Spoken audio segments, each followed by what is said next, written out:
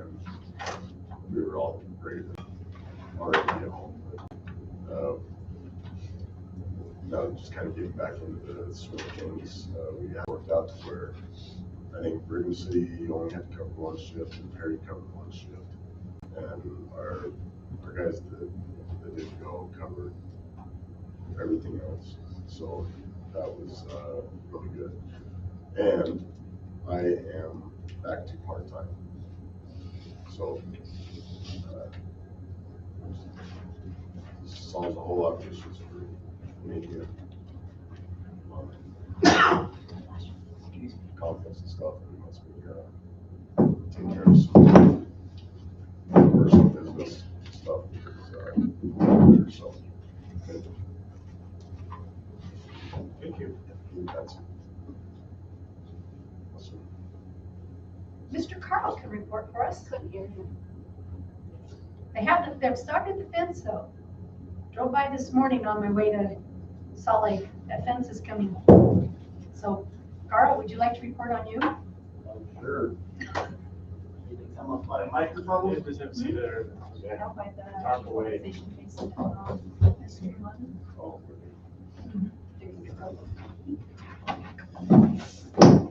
Okay, we got secondary water up and running. We have, we're installing secondary there at Home East. That's underway. Yes, we are. As Christy said, the second equalization basin, it's pretty near complete. We still have to install a gate and the fence. And then we'll fill it with water and we'll start working our magic. So that's good. This is actually big. This is really for all the people that have put up with the prolonged construction on Rocket Road. We were waiting for 3 poles and those utilities to get moved. They've finally been moved. So I was hoping that that project would be done by the end of May. It won't be, but it will just spill it over into June a little bit. And that'll be good. And I would like to say it's good foresight that the city has these generators everywhere. Yes, it is. You know? We're bad. The treatment plant, it actually is a really big problem for them when their system, because the water keeps coming, but the computers have got to tell things how to operate and what to do and what's happening. So anytime there's a power bump over there, they have to reset everything. So do you have a generator? We've got 2 generators there. And we have 1 generator that operates our other building over there. So do they have to go there to reset stuff or people just do it? This kicks on after 10 seconds, just like this one did. Yep. So that's really awesome. What else? Secondary waters have been pumping okay and got the pumps all up and going. Been okay so far. Yeah. Bugs back under control. I haven't smelled it. Oh, Just a little bit. That's getting better. It's getting a lot better. We have plenty of oxygen now. We're just dealing with the increased amount of turbulence that's in that upper basin up there. When we put those 2 big motors in there, it churns up the water a lot, so we get lots of oxygen, but it also impacts settling, which doesn't sound like it would be a problem, but you need it to settle just perfectly so that you get all the fine particles out, so we're not getting as much fines out. So we're working on it though. It's fun. It smells better. That's all people Yeah, it does. seem to care about. So good things. Thank you. Thank you, Carl.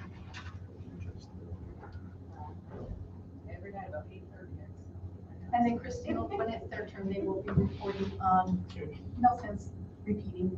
Yeah. They can do theirs. We're on the agenda. Well, we'll be doing an update on the Main Street Committee soon. We'll probably get that on the agenda. Have Okay. them report.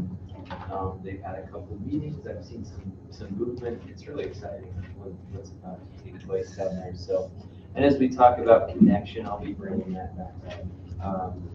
Because it's really a key part of, connecting our community together. So I'll be talking more about that. Zach, do you wanna do a quick Parks and Rec? You want me to high level it or go for it? No, you're better. Get her done. Sounds important. Just a good high level. Time to shine.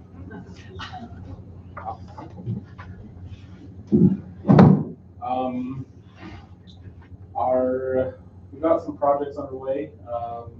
Let's see, at the library, the stage, has been framed, for the storage, and we're just waiting on the siding, to come in, so we can get that finished.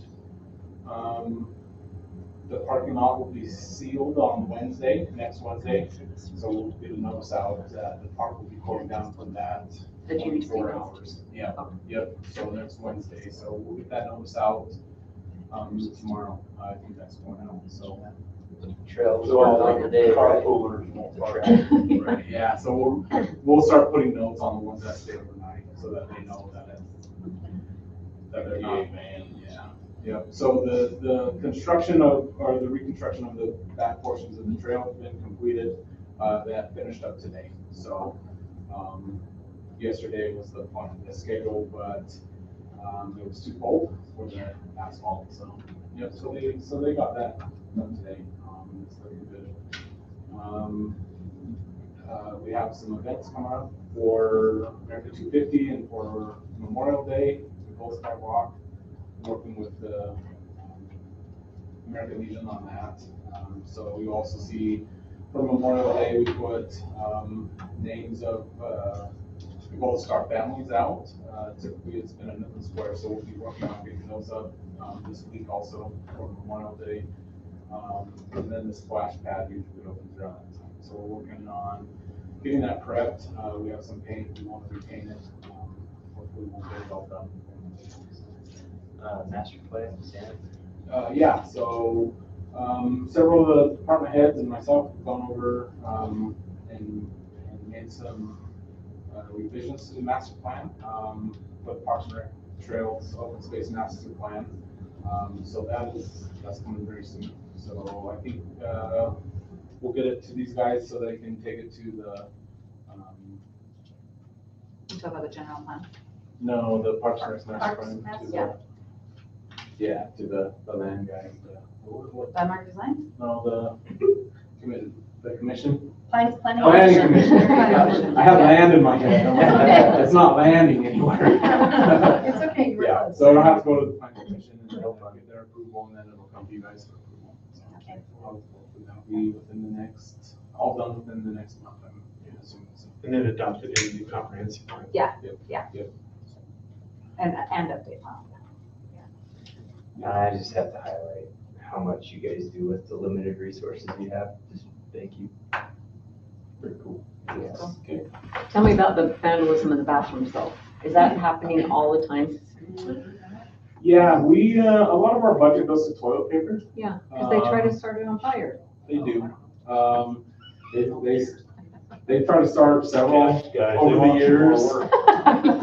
Is it you guys doing it? Job security? Quick, that might be needed.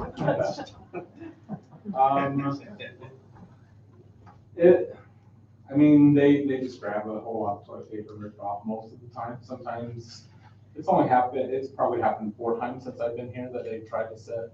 And one was just last week at the North Park. I went in there like right after, because it still smelled smoky. Yeah, so they do a lot of that Well, stuff. what were you doing? A lot of times there's graffiti and stuff, but Please don't. toilet paper is. We don't need any more news. Yeah, you all right? Right. So do you lock the doors at night? We do not. But this was during the day when this one happened. It was during the day. Do we know who it was? I don't know. I don't know. So, we can look at the video camera and see, but we don't know exactly when, so. Yeah, because I went in there, they, you know, it was me. The video camera, when we were down at that conference, there's a guy was showing some of these really high industrial locks that go on bathrooms that have timers on them to lock them at night. Yeah. So that's something to think about. They weren't that pricey. Yeah, they have to have Wi-Fi. So we can do it to most of I'm working on getting the Wi-Fi and the security cameras on Midland Square. They already have the handles that'll work for that. Then we just need to switch the matches.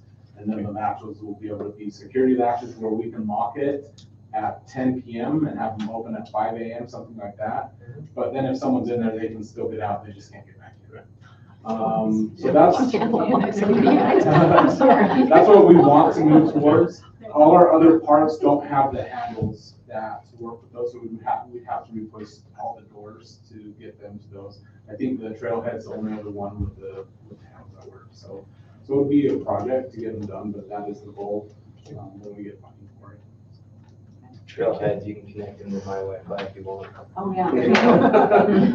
Seriously. I'd like to get them so I do them all at the same time, so they're not pieced together, but yeah.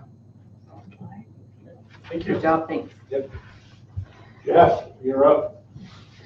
That's easy, I'm glad you walked in. I would have had to make something. Make something up. That's all right, it'd be hard to make something. Oh, we're doing good. And we hired 2 more firefighters to replace the ones that left. And so we're fully staffed, just getting them trained and in the mix of things. And so we hired 2 part-timers as well. And so same thing, same boat. They're just getting trained and they just went through their initial training.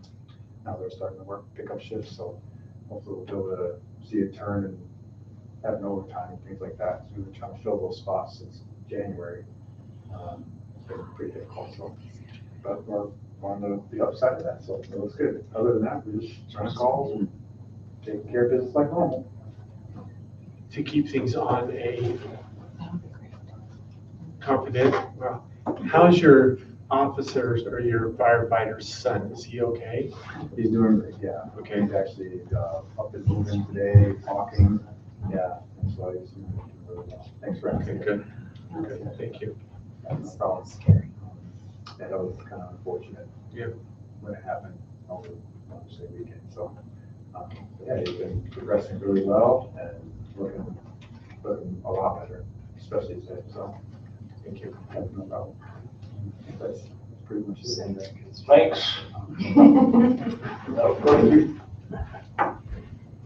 Okay, the library, they're having their big thing, it's the 29th, right? And we're supposed to go get hot dogs, I think, from 4 to 7. Okay. Just a little reminder of That's that. And then that's our kickoff summer programs too, with the kids and the adults and teens, and I think that's a good thing. And then she had some other activity they were doing. Anyway, and the food pantry said they're doing great. Their food right now they have a good supply of food right now. I asked her like last month how many families, and she said they served 170 families last month. So that's pretty good. That's gonna text Kim quickly, because we've got a discussion on which date it actually is. On which day, what? For the hot dogs. The library, Is it the 29th? Friday, the day after the last. is it the 29th? That Friday? I showed 29. Okay. 29 at 4 p.m. 4, Thank you. 4 to 7, okay. Okay, Blair, now's the time to talk about your, Oh. We have the zoning inspector here. no, but they've researched it out for you. Christine has. Oh, so I had a bunch of calls and questions about some of these homes and I don't know what to call For, them. Group home. Yeah. And the one is the new, the one on 70 East. And I just didn't know the rule. I think we gotta make sure they got licenses and They have to have a Rules. license. close to the school. Is there a problem? Is there any? like that? Jeremy, okay, right here. Well, Jeremy, somebody's sitting here too. Jeremy and I were talking about this today too, and we read over these. They have to be licensed, and there's differences on the different types of licenses. There's like a major and a minor type of group home. And It has to be an upcoming business, correct? I mean, it don't have to be officially. Jeremy, Yes. come take a seat by me. We're asking about the group home. Because they have to be licensed through the state too, right? Yes. Yes. Yes. And then, and the city. Yes. And then, the 600 feet. There's two codes right next to each other. There's residential facilities for elderly persons and residential facilities for persons with a disability. And they're similar in how they're laid out, but the principle is that standards come from FHA, the Fair Housing Act. And so and that's where the permitting comes in. And then they have their own specific list of requirements from the state regarding personnel on site, building standards just for group homes and other things like that. And so a little bit of a preview for our actual item on tonight is that's something we should come into compliance with and have code standards that reflect the state standards. As our code reads, it talks about that they can't have more than 5, the amount of people in the home makes a difference on what they can do or not, but no more than 5 persons shall be established or maintained within 600 feet, measured in a straight line to the following things: another residential, housing, so you can have 2 of them within 300 feet. But it doesn't say anything about schools. No. It doesn't say that. Thought I came across.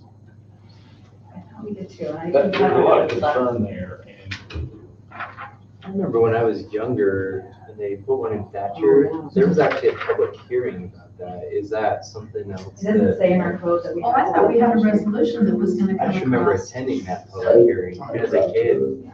Resolution a couple of months ago that I thought also addressed the Fair Housing Act and took care of all of those things, but we basically made it to where an income group home couldn't be a certain distance from an elementary school.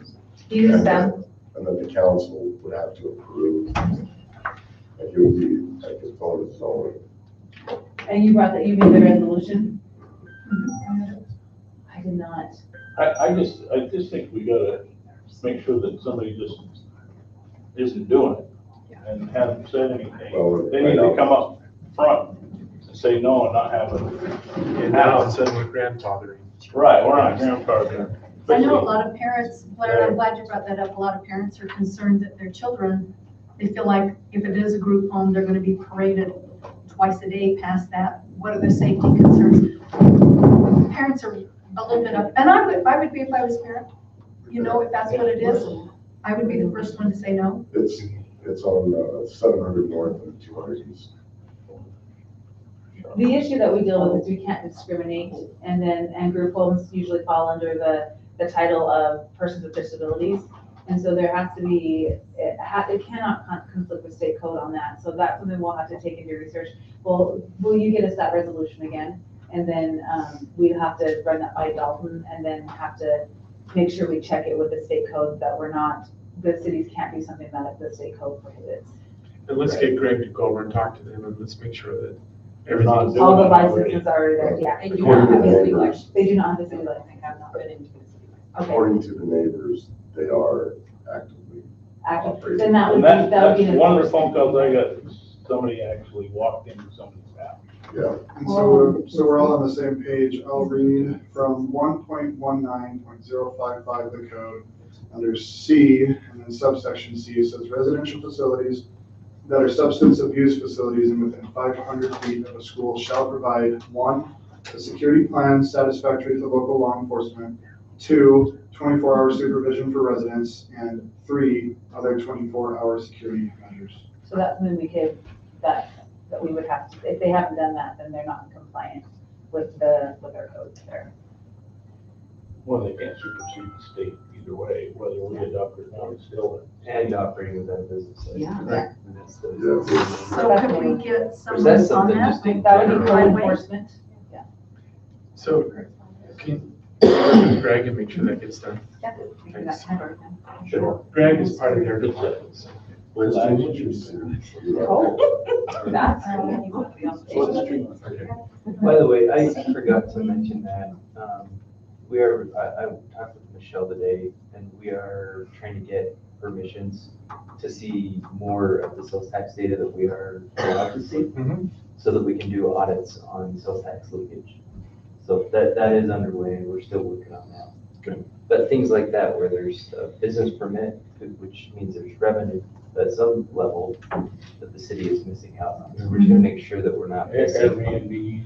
all sorts of stuff. That's Yeah, that's another part of what they're gonna talk about Apartments, too. rentals. And Jamie would have access to every bit of the data you need. Do you have? She would, she can get it. Okay, great. And Michelle has a contract with the state too, she said, so whatever you don't have, we can close that loop, so let's talk. Make a game plan there. Cool. See, okay. I have one more thing too. I missed the budget discussion and stuff, but I felt like, Think about it. that when, I mean, as we tabled the city council wages stuff, I just think it needs to stay the same as it is now.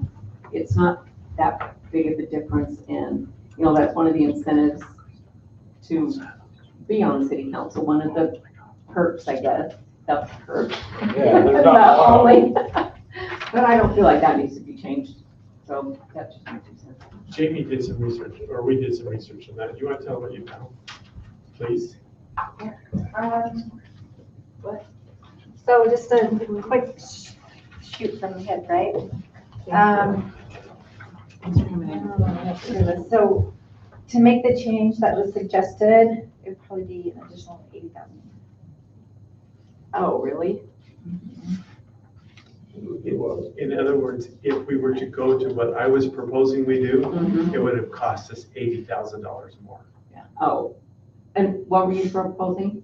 to do a stipend that's equal with everyone and all that, but as we've done the research, I think we're fine where we're at, Okay, so. Isn't that the conclusion you came up to? Yeah. Okay. So, I totally agree. I mean, we talked about it last week. Yeah. Oh, so, sign up for a big paycheck. and there's not a huge variance between each one of you, there's really No. not. And so anyway, so misinformation, but I was excited to see what we got out of that, so. I mean, I would assume I get the most with 5 kids. Yeah. He's got 5 kids, he is gonna get some. Naturally, That's fine. Well, Okay. like my wife, this year, and it's hard to find it. So thanks for bringing that up. So I think what we'll do is we'll just, there's no reason to add that in the budget because we're just gonna add $80,000 to the bottom line. Let's just pull it back, keep it where it's at, keep an eye on it for a year and then see where we are next year. Okay.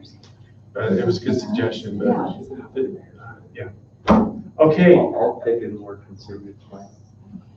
it's up to you. Well, yeah. We're doing. Well, I just want to do my part. I can't ask the heads to cut budget and not be doing my part to help out. So, Okay. All right, let's take a few minutes and we've got Josh Thompson here that's going to talk to us about CAPSA. Thank you.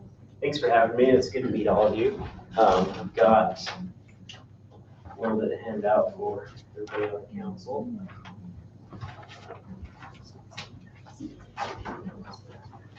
You bet. Again, thanks for letting me come. I do want to introduce myself. Brent, I don't know if you remember, we met at Police Citizens Academy. He taught me how to investigate him. Suspect in one of our cases.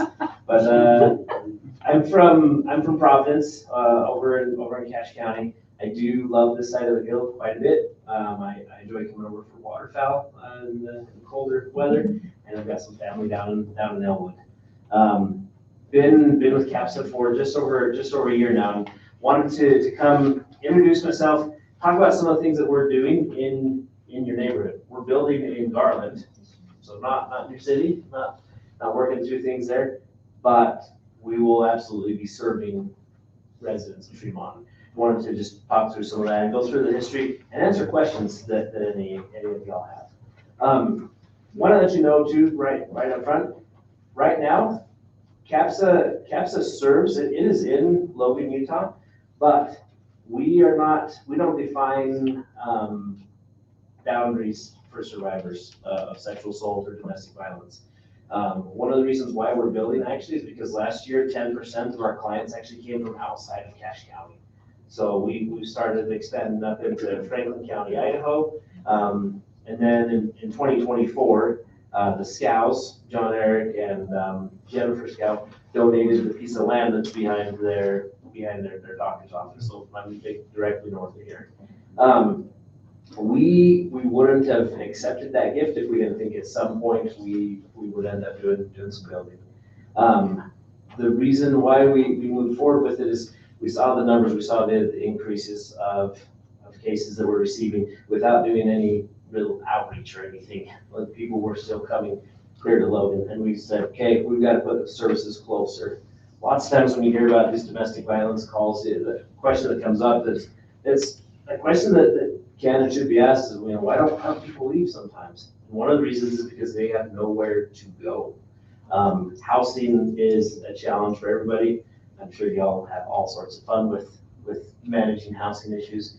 And so we actually are going to be starting with doing some housing over there. That's where we got a lot of funding from the state.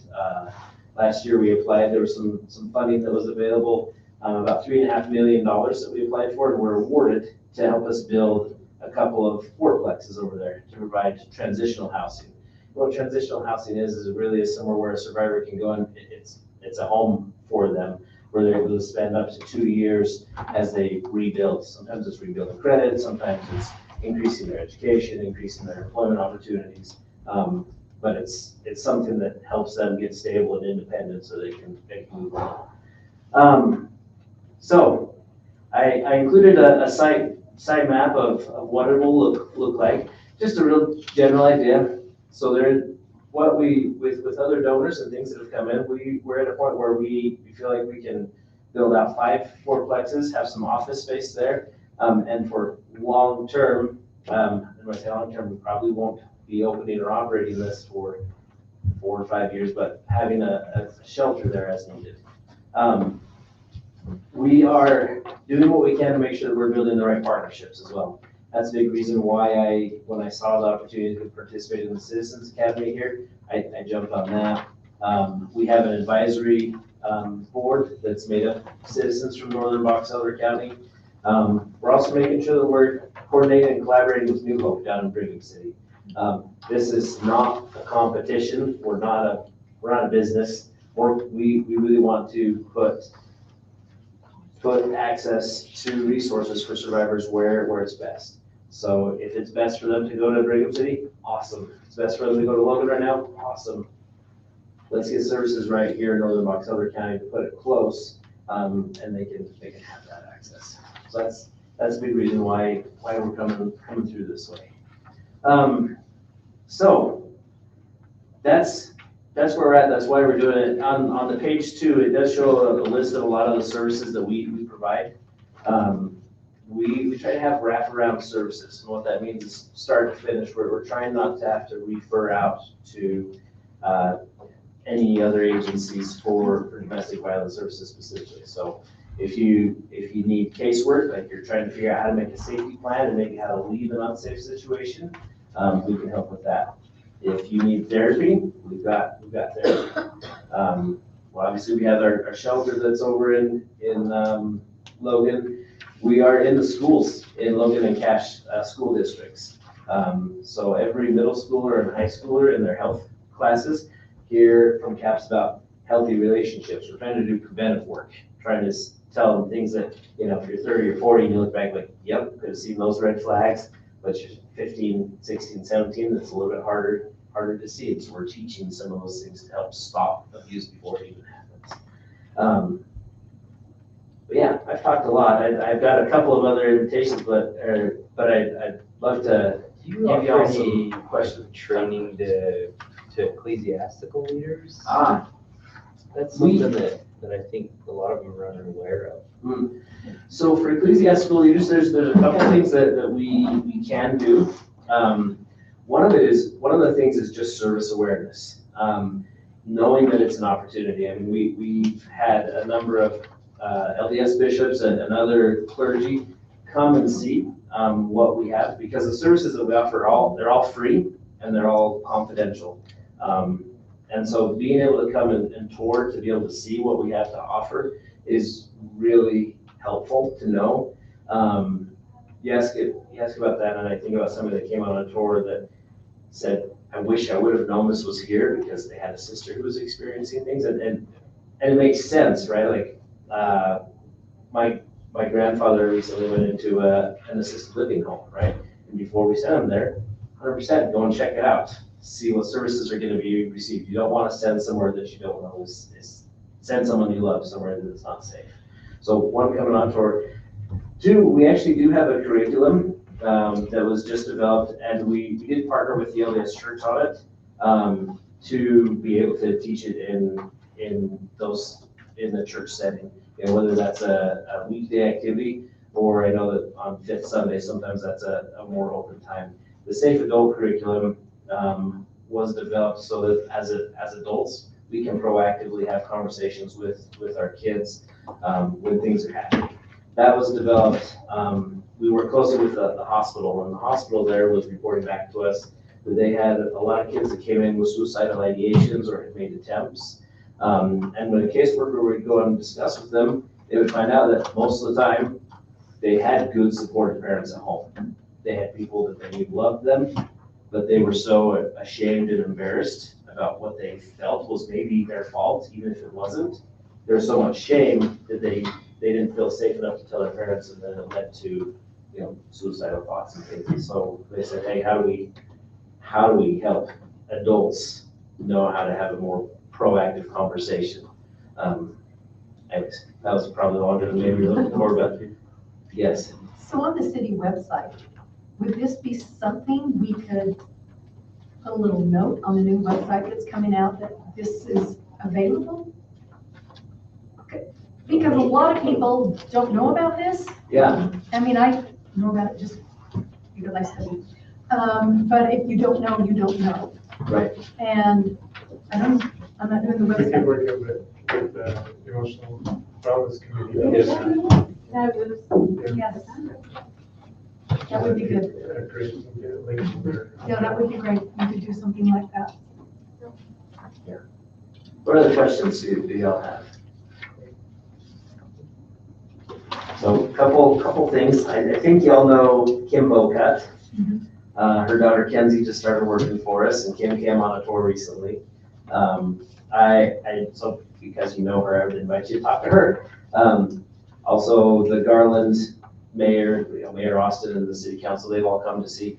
I invite all of you to come over. Like, we will make time. It's something just different. Like, I think about the time I traveled and saw the 9/11 memorial. I was a junior in high school when that happened, and I was, I don't know how, it was late 30s when I went and saw it, and it's just a completely different feeling going and seeing something. And so I will make any time that y'all need to be able to come over and see it. Also, if you're curious, I know Lieutenant Haley has talked to Logan City PD about the relationship with CAPSA. I invite you as council members to give them a call. Chief Simmons would love to talk to you. Assistant Chief Hooley would love to talk to you. That relationship is something that we really want to grow, because it's both about public safety. Learned a heck of a lot being there in Bliss Academy about the different ways that we have to approach it. They're both necessary, and that's a partnership that we make sure is strong. So please talk with them. But yeah, I left my card in there. So please feel free to reach out and schedule tours. Let us know how we can partner on any events that you have. We're happy to be here. We know that we're moving into the community, and we want to be good neighbors, and we want to be part of the community. That's why we're trying to make sure everybody's involved. And when will you be up and running? Oh, yes, great question. Thank you. Very important. We anticipate late spring or early summer next year. Okay.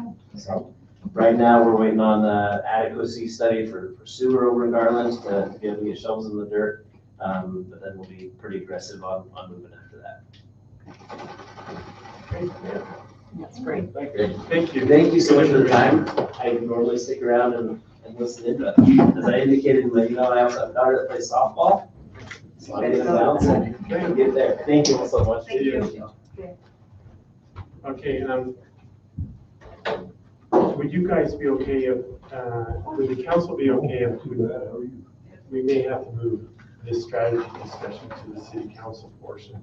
Because of timing, are you guys okay if we divert that at this point? Okay, Carl, would you step out there and ask him to come in and talk about the water rates? Rates.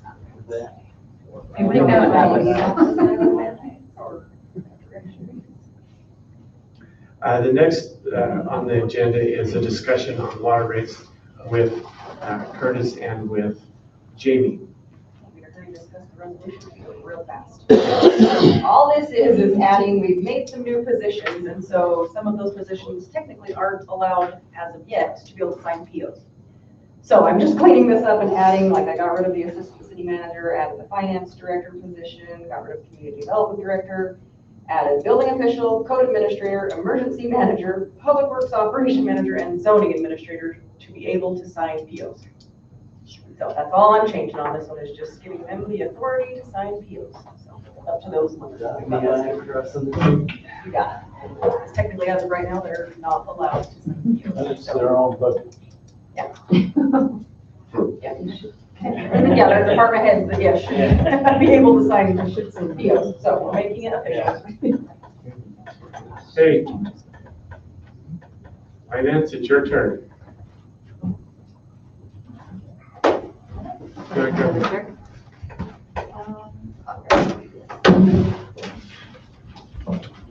I want to get that information right up to the last one. Found a bunch of money. Oh, if only. Yeah, it'd be awesome. Jimmy's been doing an awesome job. It's wonderful. So last time we delivered a pretty blunt message. Is this okay, or? Yes, sir, I was just wondering why the sound's I think. goofy. Their mics, I think, Too are close close to We each took other. that, Okay, sorry, go for it. So we've gone through and analyzed bond covenants. We've analyzed, water usage, water, rate structure. And one of the hardest parts with water,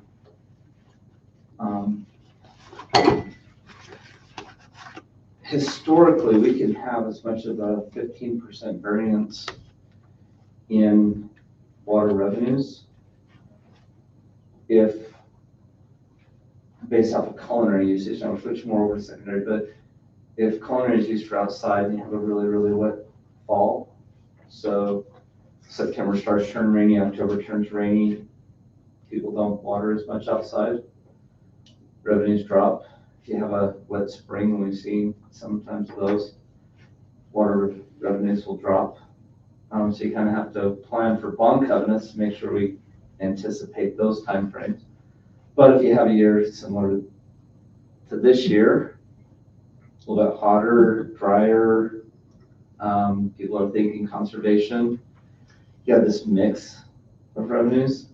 If we have some that are extremely hot and extremely dry, like they were last year, there's a lot of water usage, and so water revenues go way up. So when you're trying to nail this sweet spot to bond compliance, we have to consider what happens if we have a really bad year? What happens if we have, because if we have a really good year, bond people are excited. If you have a really bad year, they could be like, hey, we've got some bond compliance issues, how are we gonna address this? So we're trying to fit this happy medium. There really is kind of a range as a result of that of where we could go, but what we're presenting just for water rates to know, this is a rate that we would feel very, very, very confident that regardless of the weather patterns, regardless of what fluctuates with secondary versus culinary use, the equivalent of, and it's going to be divided up multiple ways, just as a starting point, but an equivalent of an increase to the base amount of culinary of $5 per month.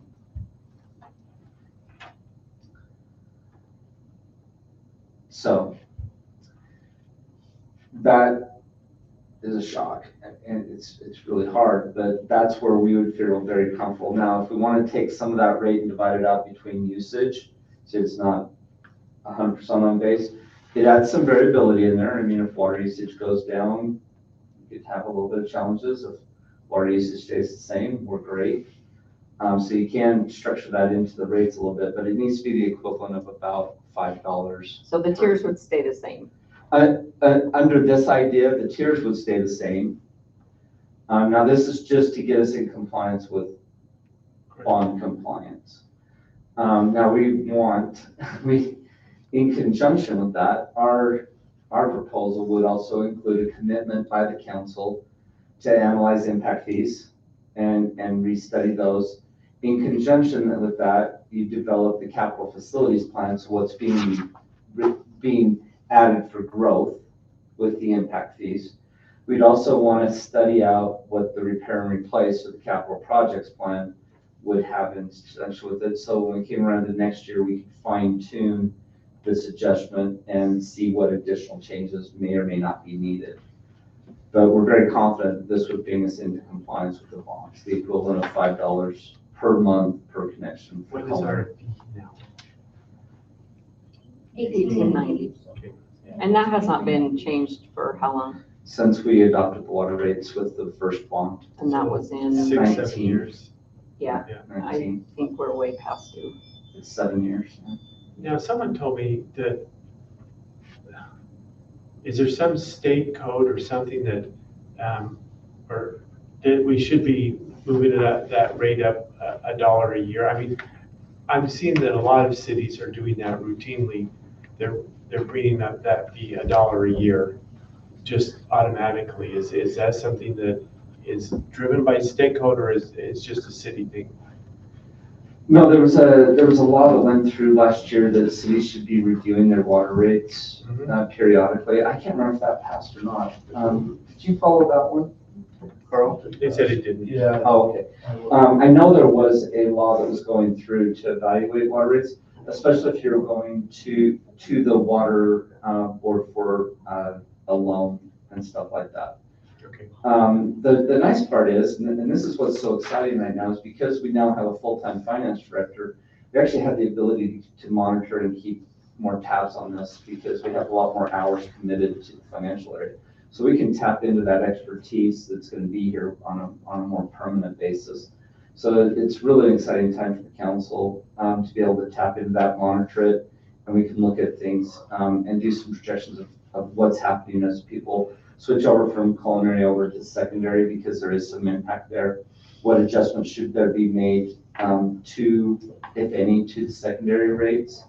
Another thing, as the city brings more and more areas into the city that are available to the secondary system, the city council could consider, how do you encourage the transition over from culinary to secondary? And so do you consider things such as increasing that rate structure for those who have access to the secondary water but haven't connected yet, so there's more incentive to switch over? And that, I mean, there's really a lot of the point of creating the secondary system was to free up culinary usage so that we had more culinary water to satisfy some of the other demands of the city.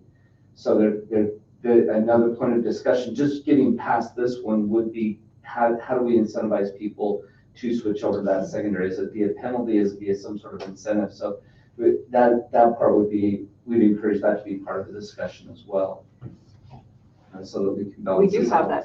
that culinary rate that's higher if they're not using secondary. Yeah, and one of the things I played around with was what would that look like if it actually doubled Okay, that rate yeah, higher. and Okay. made it more of a Mhm, like a- penalty, yeah. if you would say.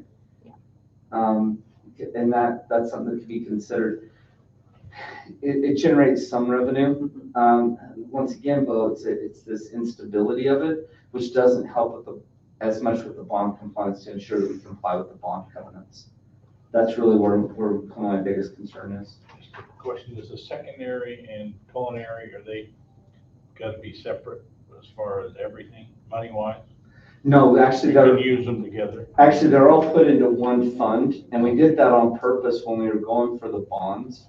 We considered actually setting up a separate fund just for the secondary water, but the problem was we couldn't satisfy the bond covenants that were necessary without combining everything. So right now, they are all in one fund, all grouped together to help with the bond compliance. I just didn't know if there was some rule that you could use. There's not, and actually, this is a credit to the city. When we were going to consider putting in the secondary water system, there's a lot of evaluation about how to measure that water and should it be metered. And there was a lot of emphasis on types of meters because they can clog up, certain meters can clog up really fast with secondary water because it's dirty, say what it is. And so there was a lot of consideration. It actually found flow meters so we could measure water consumption. We actually were metering. And right in that same year when we started doing that, state law came out that said by 2033, I think it is, you have to have all your secondary water metered. And so Tremont is actually ahead of the game of many others when it comes to that. So that's kudos to the leadership of the council. And so we're prepared for that aspect. We won't have to do a whole bunch of meter upgrades. So that's encouraging, but we really do need to make sure we satisfy that bond compliance. Do we need to do that like now, or do we wait for the budget thing? Obviously I'm gonna tell you the sooner the better, just because it helps with bond compliance. It doesn't need, it's not part of the budget. No, it's a fee. It's a fee. So it can be, Can I just say something? I've talked to Carl about this, and it's just a pet peeve of mine. When I see a hose coming out of that secondary water box, I wonder if what do we do if they're not metered? It's metered, they're metered. Aren't all the secondary water, I mean, that's a meter when it's put in. I cannot hook up to my secondary water without going through the meter. There is no possible way. Yeah, so you've got, it goes If through the there meter. was, I might have done it. So it goes through the meter. There is a possible. There is Oh. a possible way, and I know a There's few nothing- homes that are doing it, and it just drives me crazy. if they're doing it, we need to get someone over to look at that. Okay. That actually would fall under your code enforcement, is my understanding, because it would be a violation. Big funds. But you could, in fairness, though, you could put a hose bib in your box Yeah, on the other and it's side. still metered. And if you don't have the money to tie it in, Well, you yeah. can stretch a hose from there. Yeah. But I did pick up a couple of the lids. I grew up in Garland on Factory Street in the sugar factory, and everybody had a hose, the canal water hose, that you run 24/7, because it barely went, but everybody just moved around all night long. Now, in conjunction with this, and right in line, because there's so much concern also about the treatment plant, we also recommend and propose a $1 per month per connection increase for treatment plant. We're we had a lot of discussion trying to balance this out because this is a pretty big hit. I will openly say, I would like to increase $1 for the sewer as well. We got some great advice as we were counseling, talking together. We could probably delay that for 1 year on the sewer collection side of things. Doesn't help us. It puts us a little bit behind, but if the increase is too much, we could probably financially be fine for a year on sewer collection. I don't see that. But We're gonna take the hit either way. We just won't That's do it. what I think too, instead of break it We're again. talking about $1, We've got a problem. $6 total. Let's stop firing a little bit. Yeah, I mean, they have the price of my Dr. Pepper Zero, I'm just buying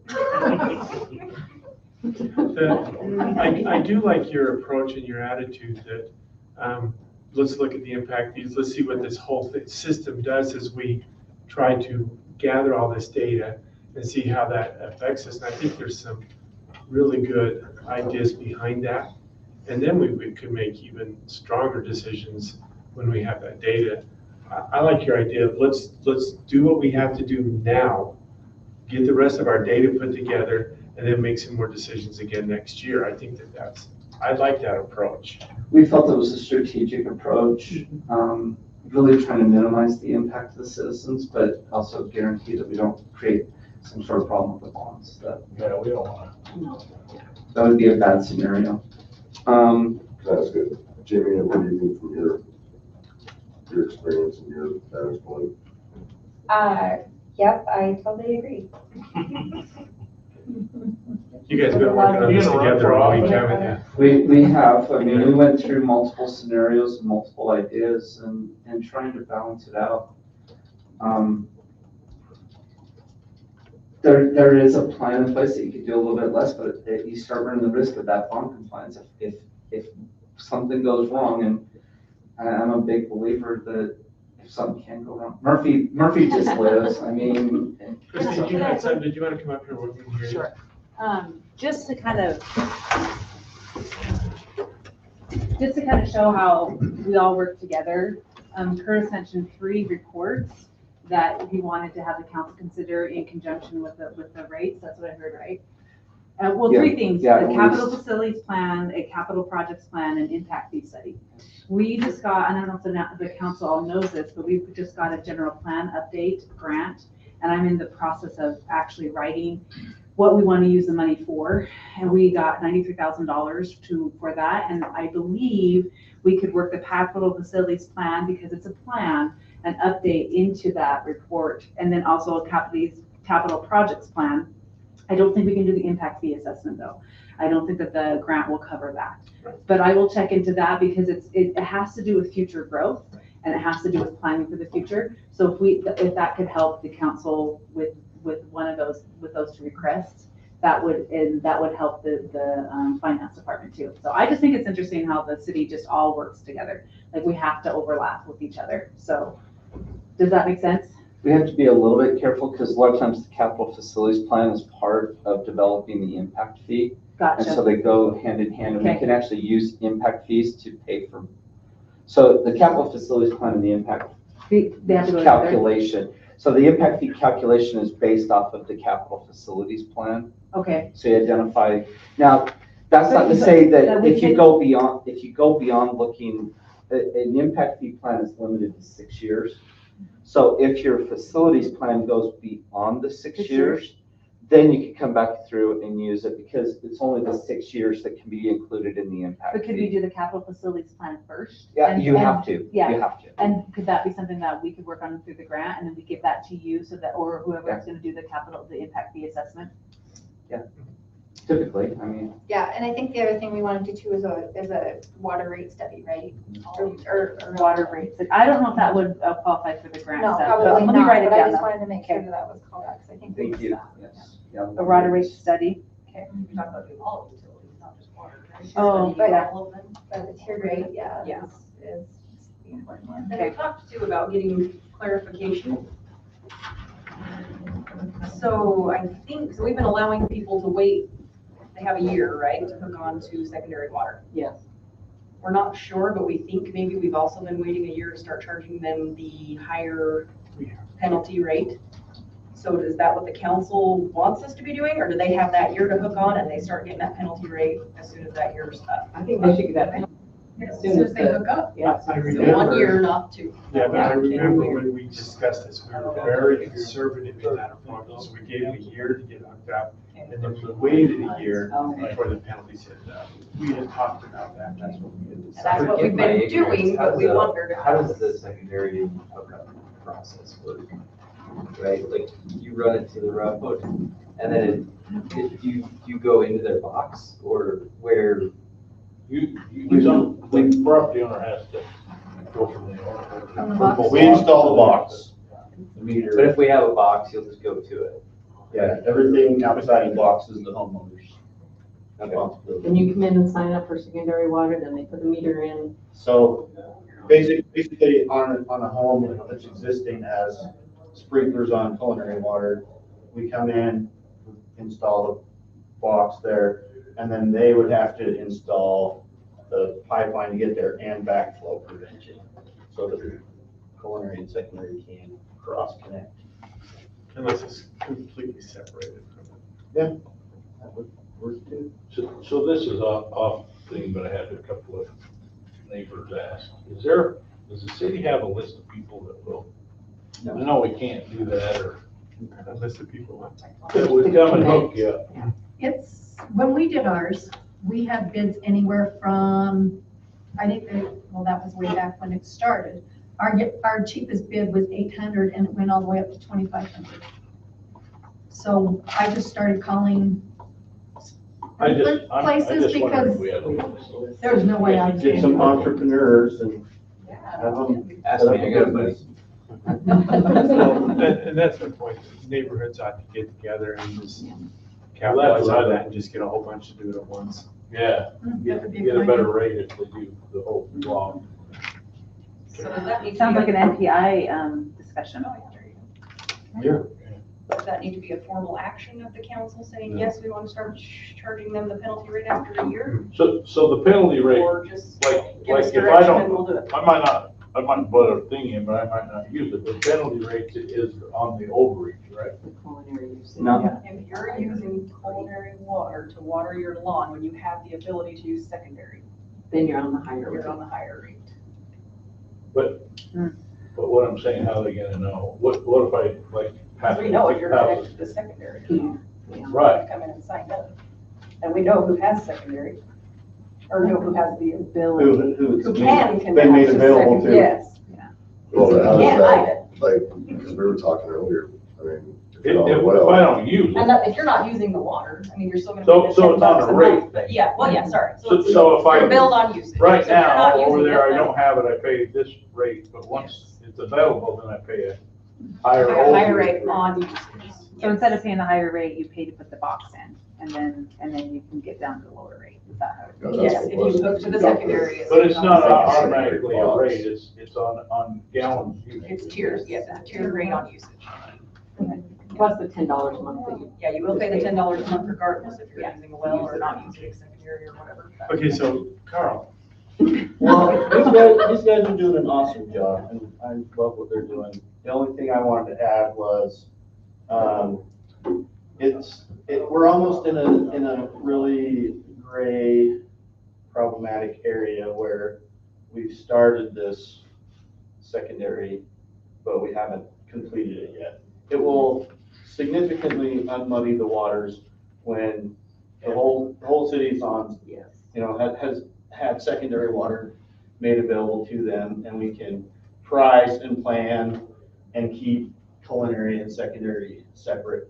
Because, for example, if 10,000 gallons a month is our base amount for indoor use, and I use 110,000 gallons a month in the summertime, I'm really taking the place of 10 other homes, that we then weren't able to provide culinary water to.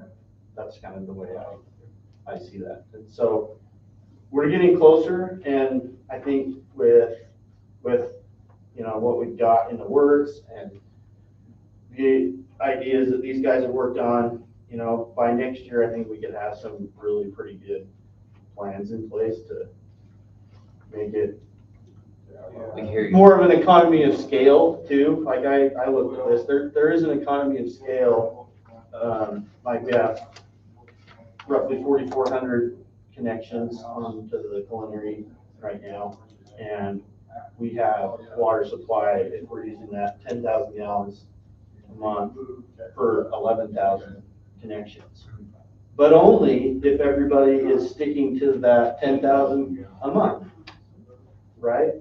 And so I think the guiding principle for the water should be the natural resources that we have available is we do have more secondary water than we do culinary, and we have to keep those separate. And that's and like the comments that I've heard, people thinking that secondary should be cheaper. We're not paying for water, we're paying for infrastructure. And once we can get to more economies of scale, when we separate them, it will make that process a lot easier. And I don't know that it has to be as big and as scary of increases as we think it might.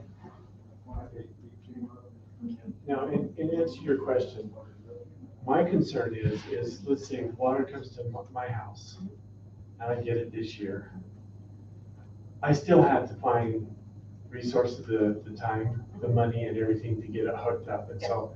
So I give you that year to Yeah, connect. so I think if we had a year after they connect, I think that's plenty of time. A year, so you're talking 2 years then? A Before we year charge them? after they connect. Oh, so like the clock starts? A year after the connection is available Yeah, to it's the, available. to the home. Yeah, give them a year Not to when get each person connected up. connects, because then we'd be tracking.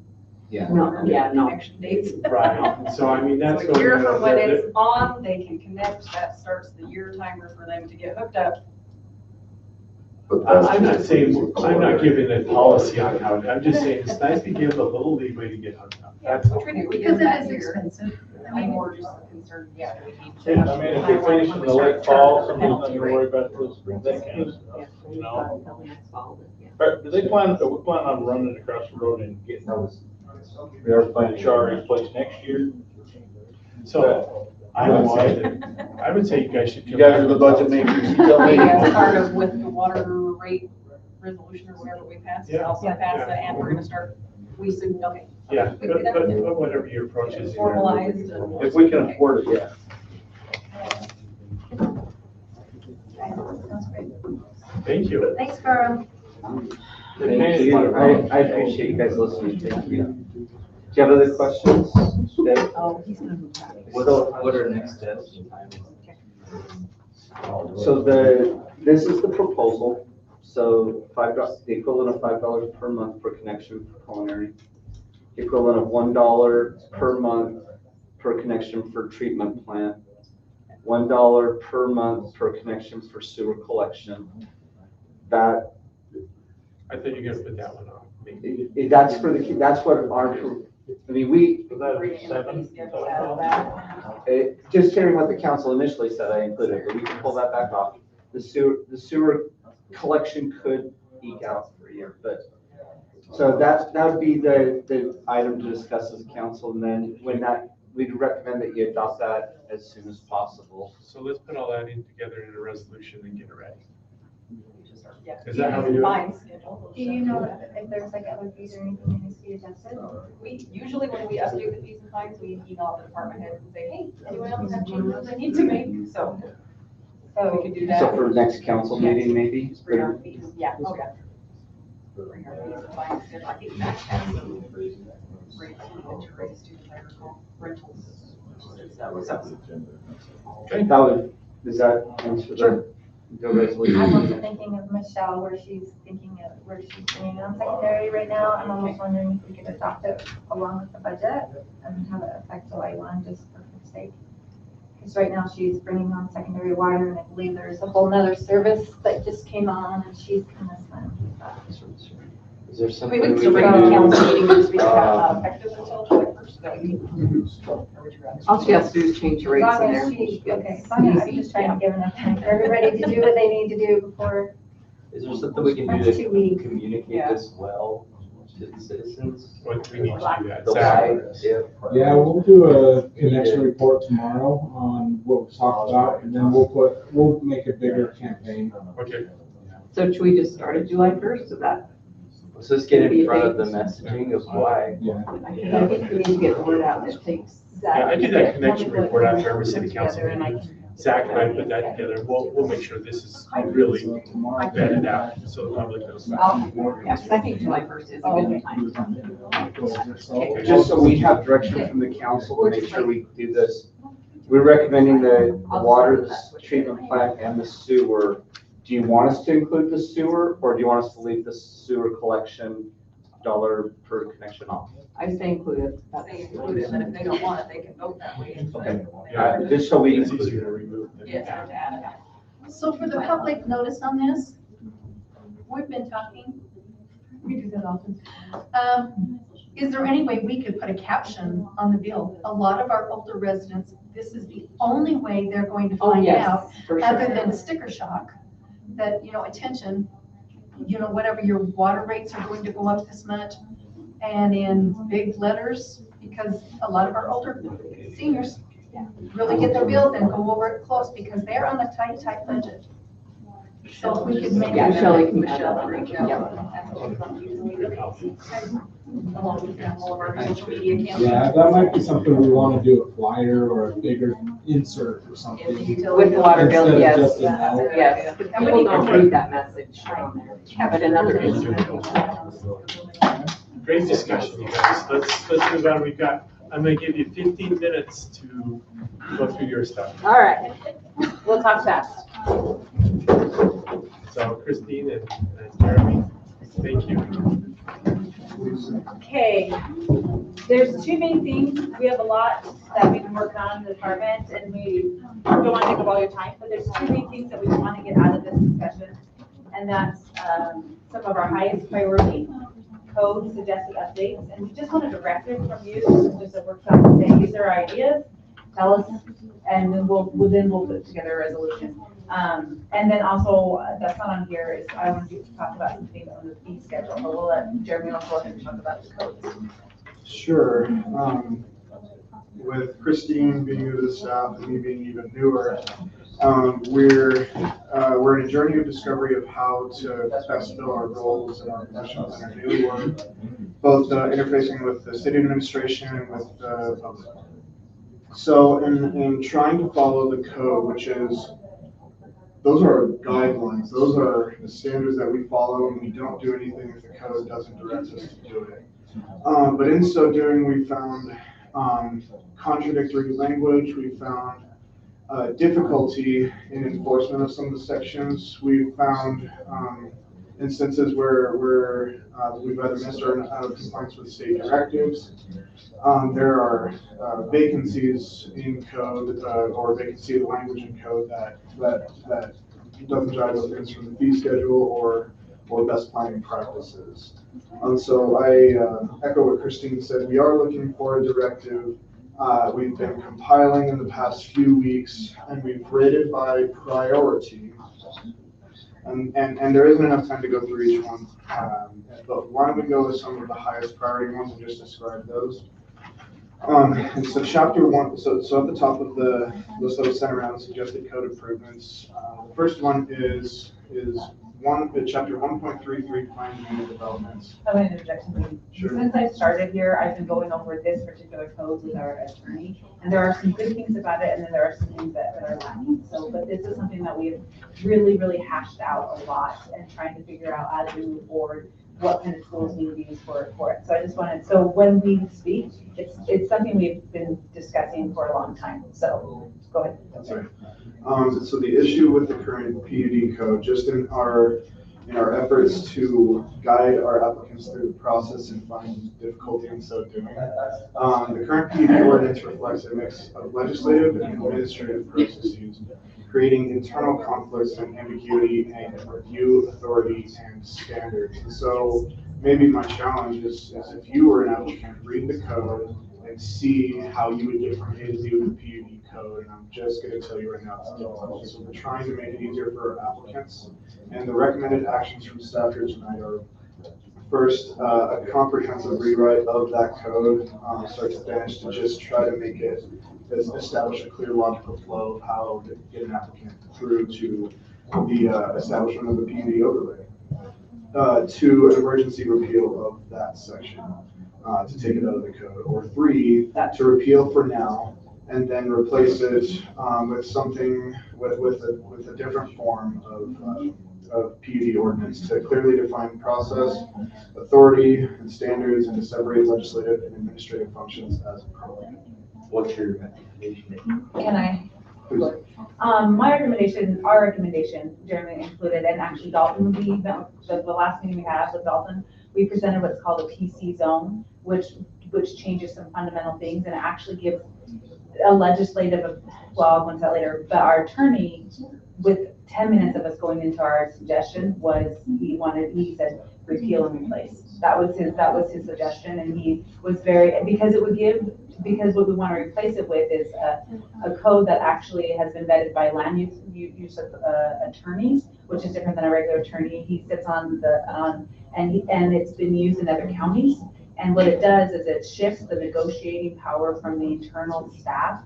Because what is happening right now with the PUD is we get a development agreement and a PUD, we bring it to the city council as a package deal. There's not much room for you guys to negotiate because it's all put together, and the way the PUD is designed, and Jeremy says, it's like, they get a certain amount of, it's like a coin machine, you get extra density for X amount of parks or whatever. Well, the hard thing with that is if you as a council want to change some things, there's not much leeway. There's not, because it mixes the administrative and legislative things together. What we're proposing is what's called the PC zone, and it's labeled as an actual zone type. But what the developer does is they present their plan and they come to you before they get their entitlements, before they go to the DRC, because that takes a lot of time and staff and money that's what my biggest concern is. We are spending a lot of engineering reviews and a lot of time on staff to get these proposals to you, and it's still a legislative action. And then also the developer is spending thousands of dollars to get their plans all up to snuff, and then to bring you a package deal that you may say yes or no about. And I don't feel that's fair for the city or for the developers. And so they get their entitlements set up front. They will come and they will say, I want these setbacks. It's kind of where the developer does get to be creative, but you guys, they negotiate with you as a council what the terms are. And some developers don't love that because it's nice, because then they have to get creative and they have to present it to you. And some of them love it. It just depends on how they work. We've got a mix. We've kind of bounced the idea off on some developers. Some are like, sign me up for that. Hold off on what I'm doing until you get that approved. And some are like, well, I want to know what I'm allowed to do, and then working with it. But On me for PUDs, and I'm fairly new, but I don't want it to be a blank check that we give them. Own for this. Exactly. And then the other guy, they come in and say, we zoned it, oh, we did the POD, so I'm gonna squeeze all this in, and then we should get the whole pot. Yes, the PUD is more of a blank check than the PC zone, because the PC zone is strictly legislative. The PUD has some things that are like, well, we got approved for the PUD, so we can do this. But when they come to you and present, they're saying, this is the max amount of a density that I want. This is the setbacks that I want. And we as a staff, it would be our job to make sure we represent that well to you so that you know exactly what is set. It is a And then it's set in stone. And then when they go back to the DRC, they have their zoning type, and that's what they can do. And when we explained this to the lawyer, he thought this was great because it has a clear distinction of a legislative and administrative duties. And then they get their entitlements. Once they get their entitlements, then it's easier to go through the administrative process, and it's all administrative after that. And it positions you as a council in the ability to make those requests. So you can have infrastructure requests, and you can say no because you have legislative discretion, or you can say yes. And so in our opinion, this is the best way forward, especially for all the development that's coming. And it kind of allows the council to have some input on those densities. Whereas right now, a lot of it feels like the density's being done behind our backs rather than with us. And so that's encouraging. It feels like it's behind your back, but it's just because it feels like it just feels. Now we have to. And it would go before the neighborhood partnership, before it hits our desk. So we would have community feedback along with all the details prior. Yeah, and it's, so we won't, they may or may not have concept plans with it, but they will have density sets, they will have, and most likely they'll have some type of, this is our proposal that they want, and you can, it'll be good. So that's the PUD. Do we have a directive for you to start working on that? Yes. Okay. Well, I don't have a vote, but. Yes. I'm saying that refill and replace, but we. There are some that have vested rights in the PUD, that we are gonna have some developments coming through that we are working through the PUD process with. And we don't, as we discussed last time, we don't want to send the thing out that we're in a straight up stop thing, so. No. And the ones that already have. And they're still They're in going the through the middle. process. They're in the middle of the process, and they're being patient, and they're going through it, and we will keep guiding them through the process. So this isn't gonna stop anything that we already have in the process. It would just be stuff coming in. And we have some developers that are actually waiting for to submit applications until we get this, Okay, that's, Now, there's a whole long list and there's not a lot of time. no, I think we should say, can I sum it up, Jeremy? Yes. That he has been so prepared, and you guys have no idea how lucky we are. But some of them are like state mandates that we just need to be caught up with.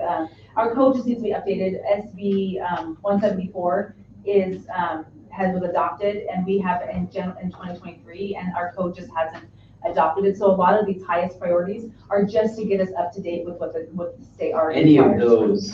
Do, right, yeah. that would be- Okay, Yeah, you okay, so that's almost all. You know it has to be. Well, and I'd like to say that there's a high level of trust with your department, Thanks. okay? And so Well, we appreciate that. march on. We will not be able to get to all of these and create, because we are gonna take our time to create a good draft. And so some of these even high priorities, it might be 6 months down the road before we have a really good draft for you to have. But, It'll be vetted by the attorney. Yeah. Peer review. that sort Yeah. of thing. so if you wanna look over these, you can look over them and then shoot us an email and tell us kind of what your thoughts are on some of them. But the biggest thing that I wanna do too, and this is for this is for people coming in that I just really feel passionate about, is on our fee schedule. I think Jeremy handed you one of those. Okay, this is a little arbitrary on our fee schedule. If you want, if you go to page 9. No. I don't think. I don't think I have them. Oh, Here they are. yeah, I need to print them off, sorry. There we go. Okay. Right now, our fee schedules, we have, how our fee schedule should work in the planning department is it should pay for what we do in the planning department. So when we have an application, it should pay for what our work is. And that includes reviews from our engineering department. Right now, we have a blank. This is a set fee for a final plat. This is a set fee for a preliminary plat. This is a set fee for a legislation application. But what it's not doing is it's not making it doesn't accurately reflect, a developer could come in and it's all the fees that they have to pay for just applications until they get to the final plat is over $10,000. Yeah, so concept plan, $1,500. Preliminary plat, $3,000.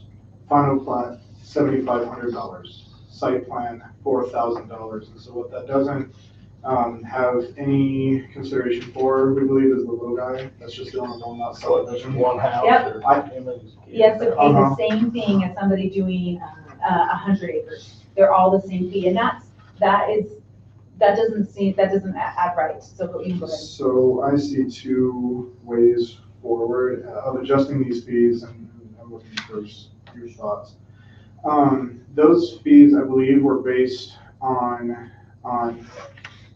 the department heads and their departments and how much time it takes to do a review, how long it takes to get it from A to Z in the process. But it doesn't justify it in this fee schedule. And so the two paths forward that I see would be to allow, to charge the $7,500 instead of as a fee, but as a bond. And so the little guy comes in, he pays $7,500, and he goes through one or two review cycles he's done, he gets quite a bit refunded back. Because we're charging what we actually review. And do you know what I mean? So we keep it, and then when we get our engineering bill, then we deduct. Oh, you had $500 in review, you get $7,000 back. As an office staff, is there I know, systems that's for what I'm that? wondering. That's all I'm just trying to, Is that something we can? We would keep track of it in civic review. Yes. Yes, that would be an internal tracking system for us. Okay, so we deposit the money and then you just keep track and then we get them a check back. Yeah. Alternatively, you could charge pass-through fees, so you would have the fees that we know of from fee schedules, and we charge those up front. Let's say $250 plus X amount of dollars per lot. Okay, so then that takes care of staff's review in-house. But for the city engineer, as was mentioned before, and other contracted reviewers, we could charge pass-through fees, and those are fees passed on to the applicant At closing. to pay So we yes, lower- prior to recording like a subdivision plat. So we lower the overall $7,000 fee to a minimum of like $250 or whatever we feel is appropriate. And then at that closing, then they owe, this is how much you owe for reviews. So those are both ways of the fee actually representing the work done. And that happens somewhere else like that. In other It's not up for municipalities. litigation or something. No, but Somebody- this is something. Somebody already doing that, another city or anything. Well, I think that's a Best planning practice has a variety of ways of collecting these fees, but I don't believe this is it. So other cities do this same thing here. Yeah, so their bonds would pass their fees of some sort. I don't enjoy shaking down applicants for money right at the end of the process to get them to pay their fees that like they agreed to. The bond's cooler because it's paid up front and it's, I like refunding people, that's a lot more fun. Yeah. So. And you guys will keep track of all Of of course, yes, Okay. yes. Yes. Does that make sense? Mhm. Any directive on which direction do you think would be better? I like the law. Okay. Okay, and that would require an easier change on our fee schedule, because we could just write a bond. Plus, it allows for adaptability of the size of the project. Yeah. So we'll accept. Bonds would be tracked right alongside the escrow for improvements and other things like that. Yeah. And civic review has the ability to remind at, let's say, 1 year increments or whatever. So when you hit your year mark, you get your bond back. We start Does talking Jamie about have any this. concerns with the bond structure? Has Jamie heard about it? No, I haven't. I would say let's just double check. We'll check with finance before we do that. Yeah, we'll for sure check with finance. How much is the bond, sorry?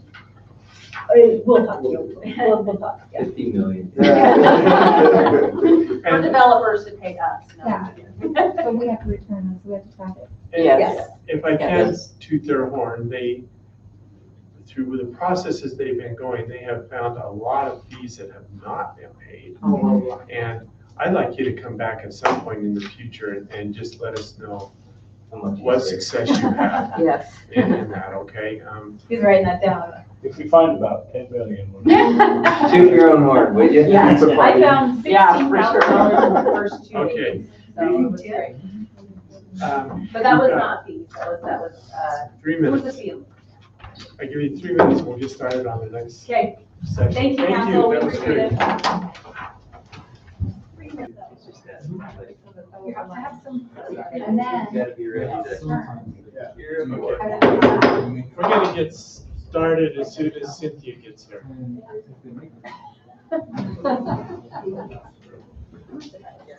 We know now who runs the city council, and it's Cynthia.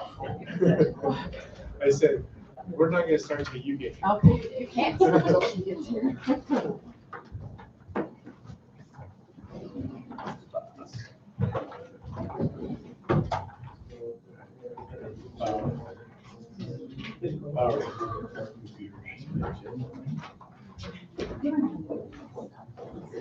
I've got computers.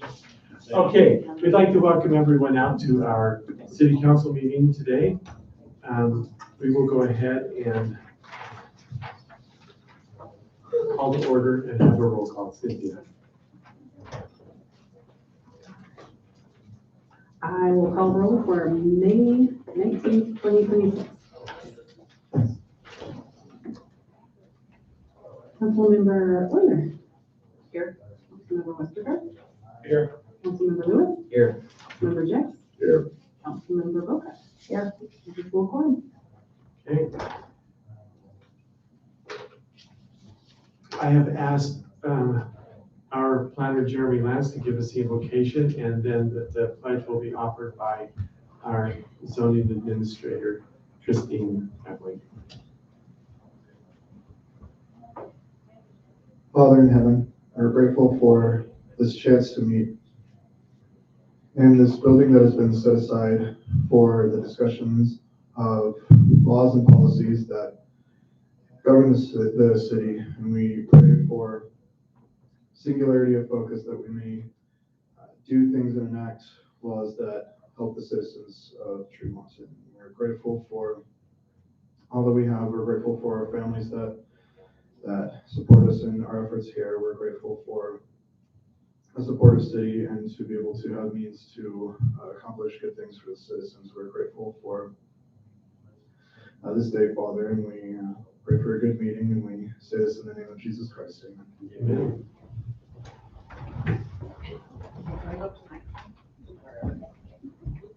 Okay. Okay, ready, begin. I pledge allegiance to the flag of the United States of America and to the republic for which it stands, one nation, under God, indivisible, with liberty and justice for all. Thank you, Jeremy and Christine. I would entertain a motion to approve the agenda. Do I need to read these now? No. Okay. And we have a section on here that allows us to bring, yes, we do. So I'll make a motion, we approve the agenda with one exception, that we include the workshop item that we didn't get done. Pillars and vision and planning. And we would add that where to the. we have a motion by Bo Lewis, a second by Brent Jacks. All those in favor say yes. Yes. Yes. Those opposed say no. Okay. Now, a declaration of conflict of interest. Does anyone have a conflict of interest in our subjects tonight? No. Okay, seeing none, we'll move forward. This is the citizen engagement portion of our meeting. This is when the citizens, we get the opportunity to hear from you. We ask you to use dignity in your speech. Hard conversations require the honest truth and a respectful tone. We commit to fixing the problems without making it personal. And we'll give you 3 minutes. Did we have anyone on the sign-up sheet out there? Okay, so 3 minutes apiece. Under Utah state law, the council cannot debate or take action on non-agenda items. That's why we listen, but we don't discuss.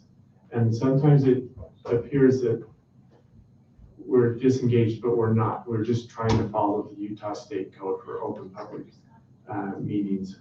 And then with that in mind, we'll turn the time over to the public for tonight, anything that you would like to discuss.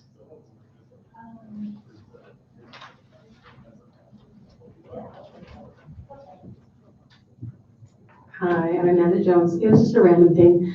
I had someone I know said that the water wasn't turned on at the Riverview Cemetery last year for Memorial Day, so that people could order their flowers. So I didn't know if I need to talk to you or someone else just to make sure that water's turned on. Okay. Thank you.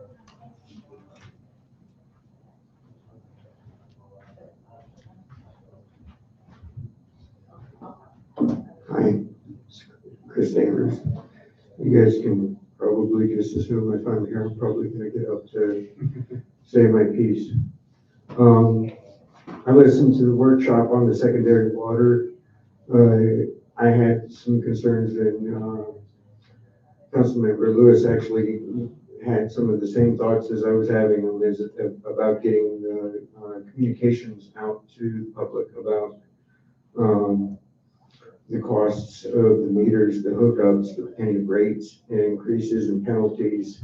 I remember this discussion, I think last year or the year before, when it was talked, but nothing really got pushed out publicly in a really pronounced way. So there are some people out there who have questions. Like I have a neighbor across the street who did everything that he's got to do to hook up, but he doesn't know whether the city's ever going to come and put in a meter or not, so he hasn't connected to it yet.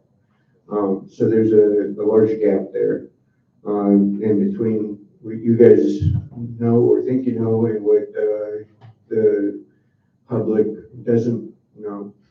And another thing I wanted to touch on in this are the landlords going to be penalized for not hooking their homes up, or the renters? Because I don't know if that's really fair for a renter to be penalized for something that they just moved into, or or maybe they shouldn't have to bear that burden. It should be something on the owner of the home.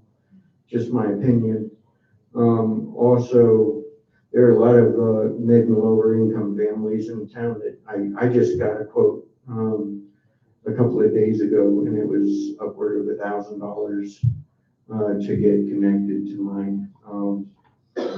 And being that there's some money still left over in the Habitat for Humanity, maybe some of this money can be used to help some of those families get connected to the secondary water, and maybe we could think of other ways to help those people, who may not have, the money to hook that up.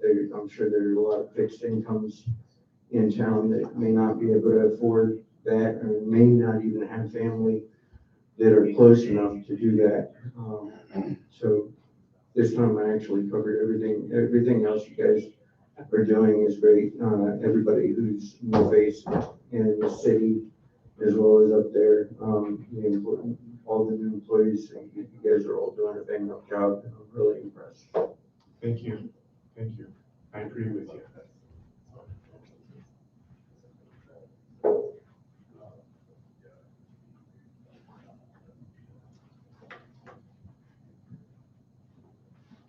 Hi, my name's Debbie Bratner. I just have a question about the secondary water. I don't ever plan on using it. I have one of those boxes, like about a block away from my house, but it's still mine, I guess. I have a well, so how do well people prove that they have that to where they don't ever plan on using it and they don't get charged that extra charge on their culinary water? That's kind of my only question on that. And I've already got my well hooked up for the year, and I just don't want to get charged that extra money. And after the meeting, either I or Carl still around, we can answer that for you very easily. Or you could go in and talk to Shelley too tomorrow if you come into the office and talk to Shelley. I mean, I'll take pictures and show them to her or whatever. Yeah. Thank you. Just usage, I think you'll be fine. What's that? Just on usage, how much you use, so. So we'll go over it with you. But the question is that I thought that you were saying that if you don't use the culinary, then there's going to be an extra fee put on your regular water for usage. If you use it a lot. Okay.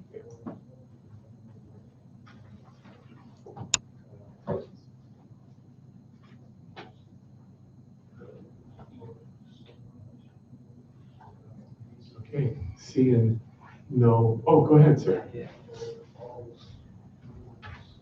Sorry about my tire.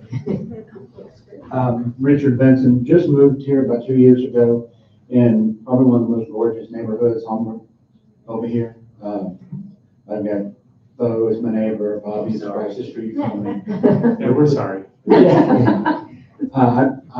We moved here from Mississippi.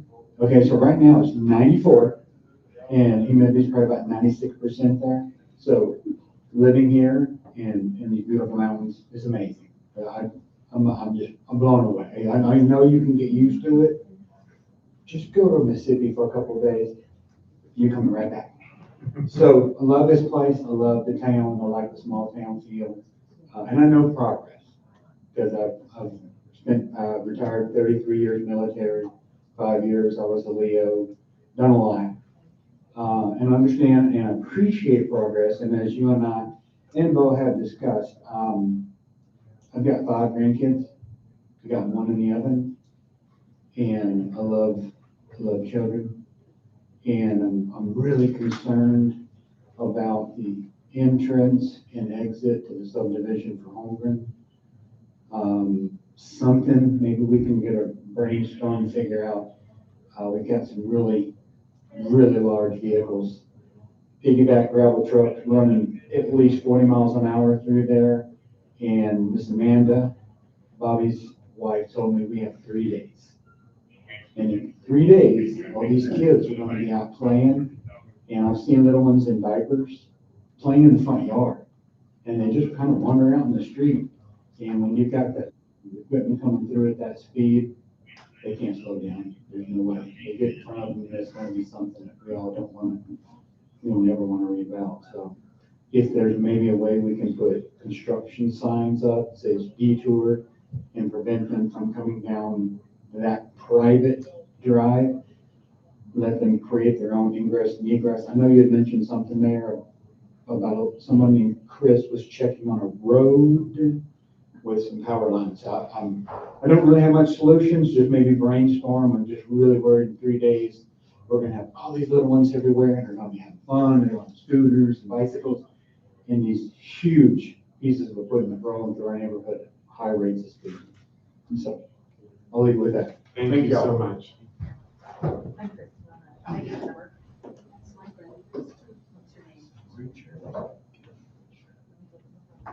Okay, anyone else? Okay.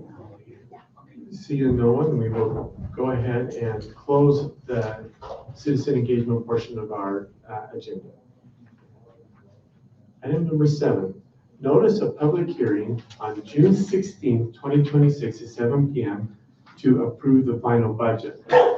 We will hold public hearing for FY27, fiscal year 27, final budget, and amend fiscal year 26 budget on June 16th at 7 p.m. So we wanted to make sure that everyone was noticed that we're going to be doing that on that date. We're noticing the notice, because the notice will also be posted.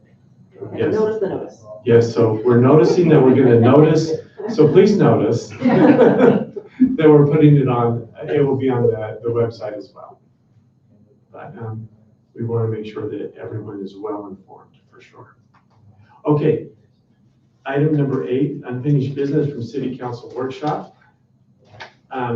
This will, we're moving forward with our strategic work session, and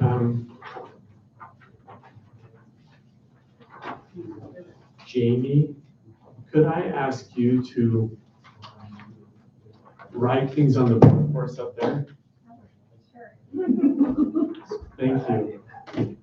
Okay, and then Zach, do you want to come sit up here, because you're going to be working with me on this?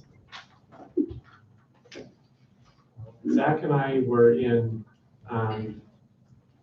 DC together, and we kind of strategized a little bit on this, and I appreciate his help.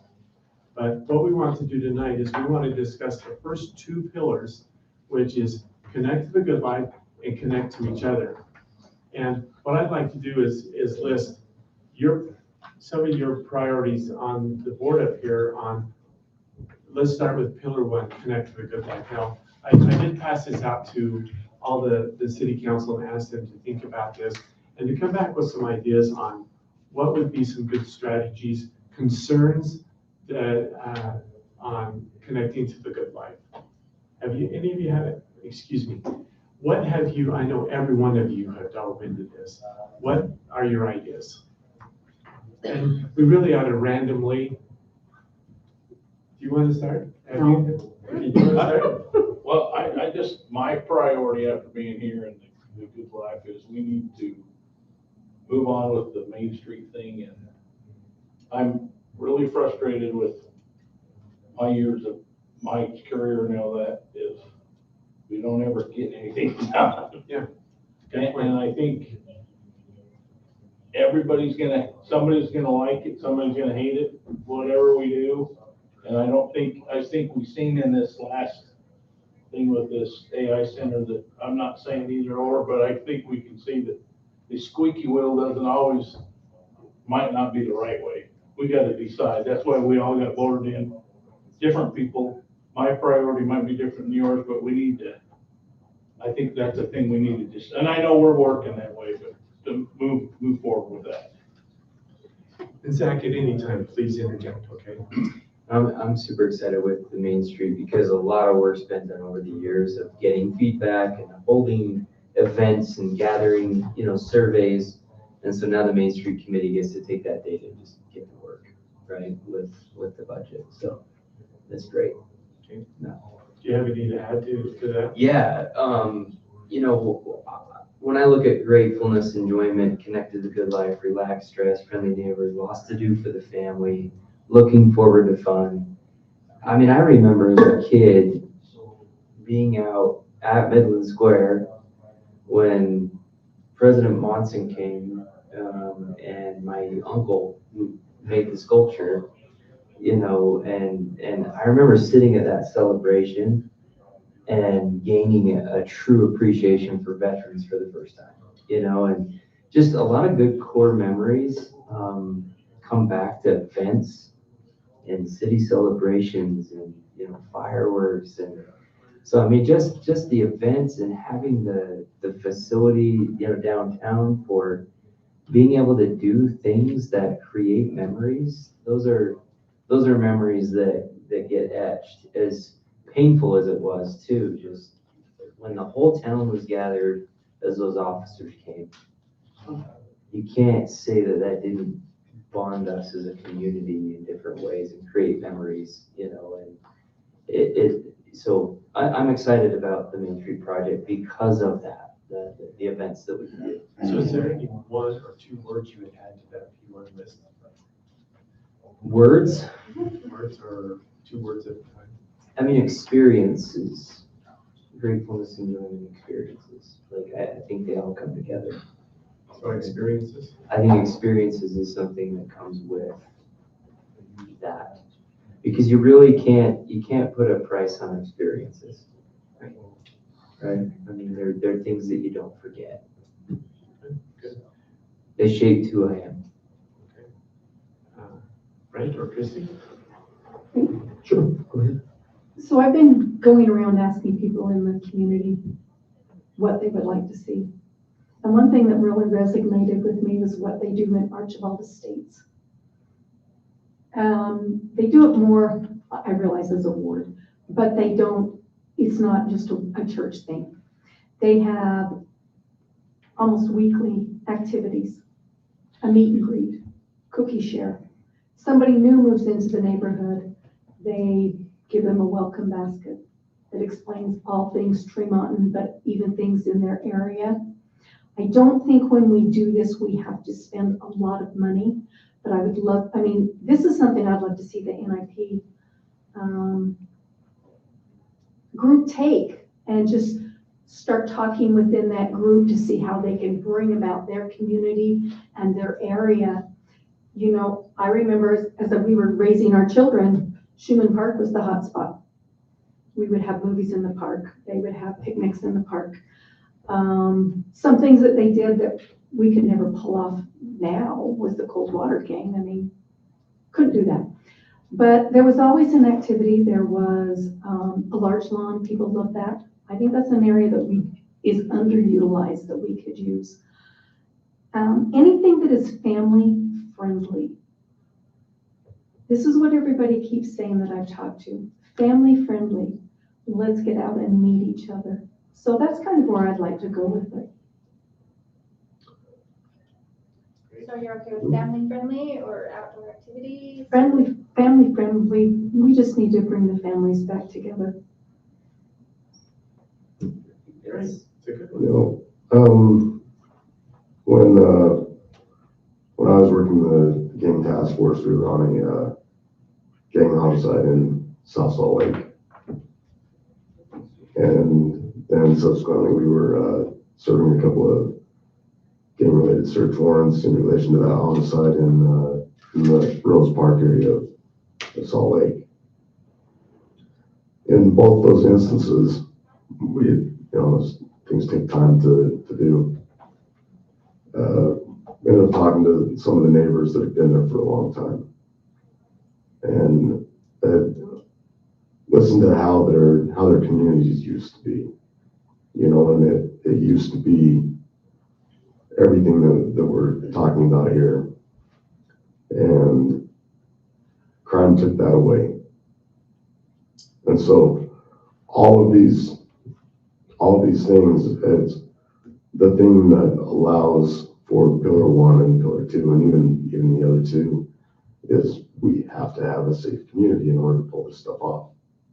If we don't have a safe community, if our response to calls, if we're not tackling narcotics, if we're not tackling the child abuse, everything that comes, we're not going to get this utopia that we're mapping out.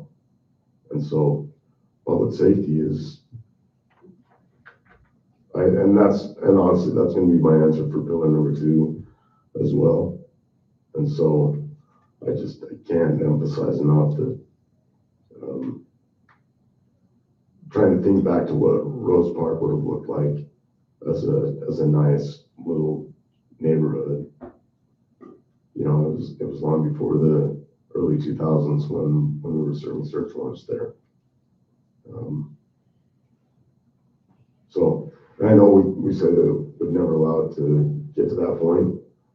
They never thought that they would allow it to get to that point either. So that's all. Great. And I agree. I think that safety goes across all of them. So I love what we're doing. And I love the things that we've been doing. The farmers market, I think that just brings the community together, and I love that. And the movies in the park, I know when we've done those, it's been, really good turnout. And the concert for the Mugs and Bananas is going to be at the Midland Square. And I love that idea too. I think that's great. So just community and family. I don't know what 2 words, I don't know. Okay.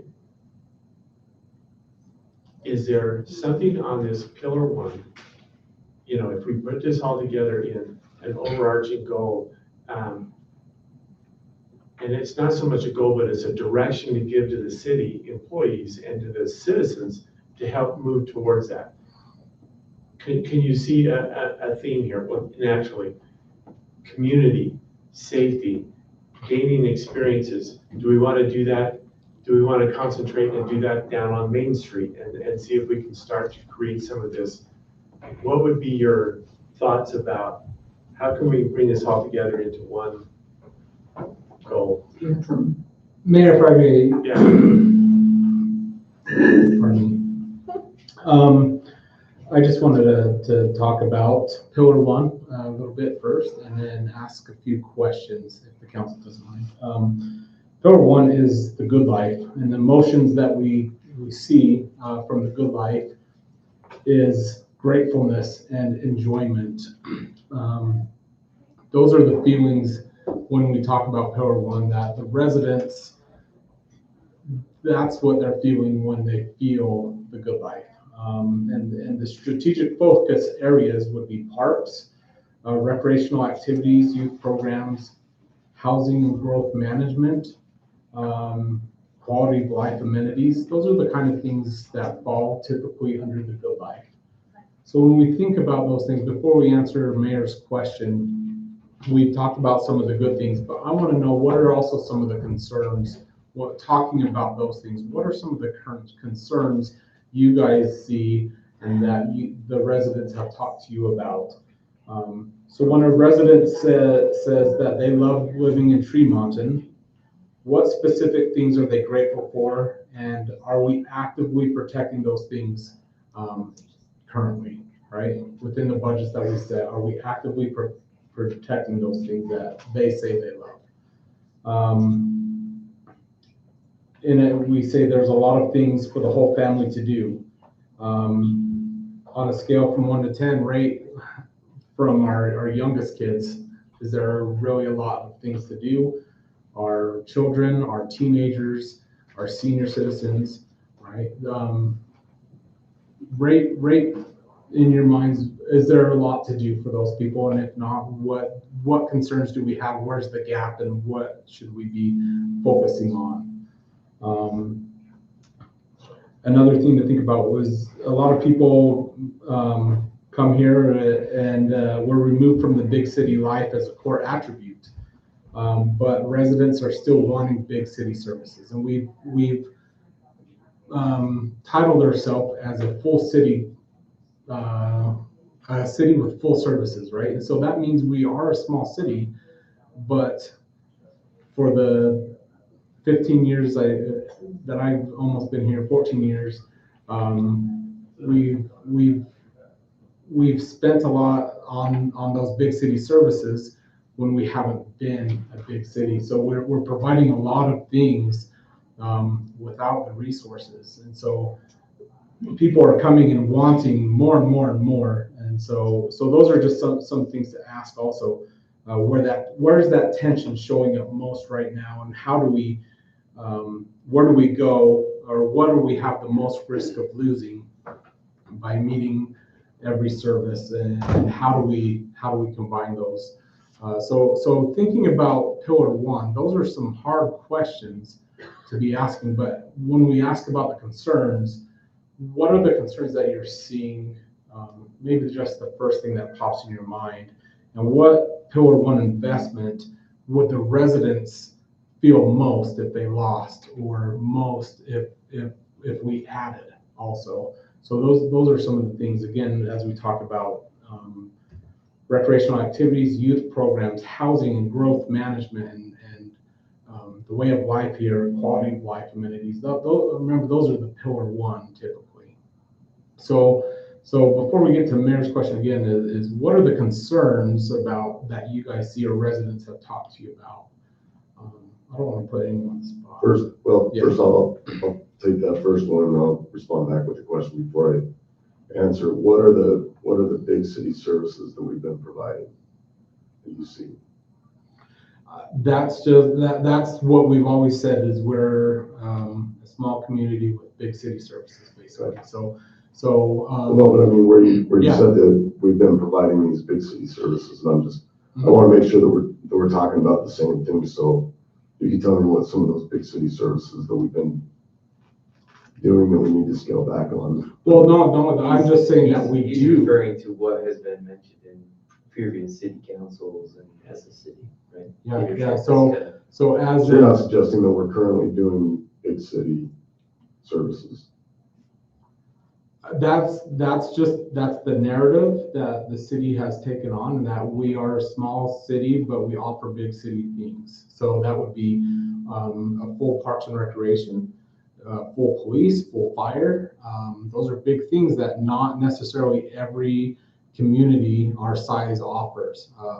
We can keep going down the line with senior center now, with just apartments. It's things that add up over everything, but people have asked for and we've continued to provide. And I'm not saying we cut back on anything. I'm just painting the narrative of where we're at and what this council committed to over 20 years ago, right? And so over 20 years ago, we said we want to provide these things. Back then, we may have had the resources to do that, but then we haven't also kept up with our revenue through property tax or whatever. We've only, in 40 years, we've only raised property tax twice to keep up with the big city services. And so that's just painting the picture. Are we still committing to provide all those big city services and be a full service city? And if so, what are the concerns that we see the gaps within those, and where do we need what do we need to do to continue to offer those services? Okay, so with that, if that's clarified, I'll respond. My concern is that, and I wouldn't even call them big city services. I would categorize them as our constitutional obligations to our citizens. You know, to provide that safety and security and things like that. My concern is that we lack the willingness to do what it takes to make ourselves as safe as we can.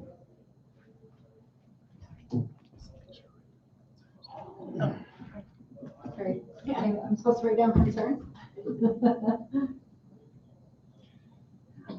One of the concerns I've heard is, by the way, I think there's a difference between resources and resourcefulness. And I think with the resources that the Parks and Rec Department has been given to provide experiences and, this type of an environment, I think you've been super resourceful. And I mean, I think we have an incredible Parks and Rec Department doing a lot with very little. So I'm super grateful for that. And I applaud your leadership there in doing that. I think the citizens, generally speaking, there's a conflicting narrative that I get, which is difficult as city council to manage, to know what to do. And that is, where's our rec center? Where's this? Where is that? We need more parks. So there's a demand for those things, but then there's also a lack of budget for those things. And so how do you provide the resources that are being asked for? But so I've heard both ends of the spectrum of get it done, get us our rec centers, get us our things. And I've also heard do not touch property tax no matter what, right? So it's kind of a conflicting demand that you hear, and there's people that will vehemently argue both sides, right? And so, so I would just add a concern is facilities. Having facilities adequate to provide. A lot of my children have decided to play sports. We spend every weekend somewhere in some valley, and it's usually not here spending money. And, I think a lot of us can agree with that.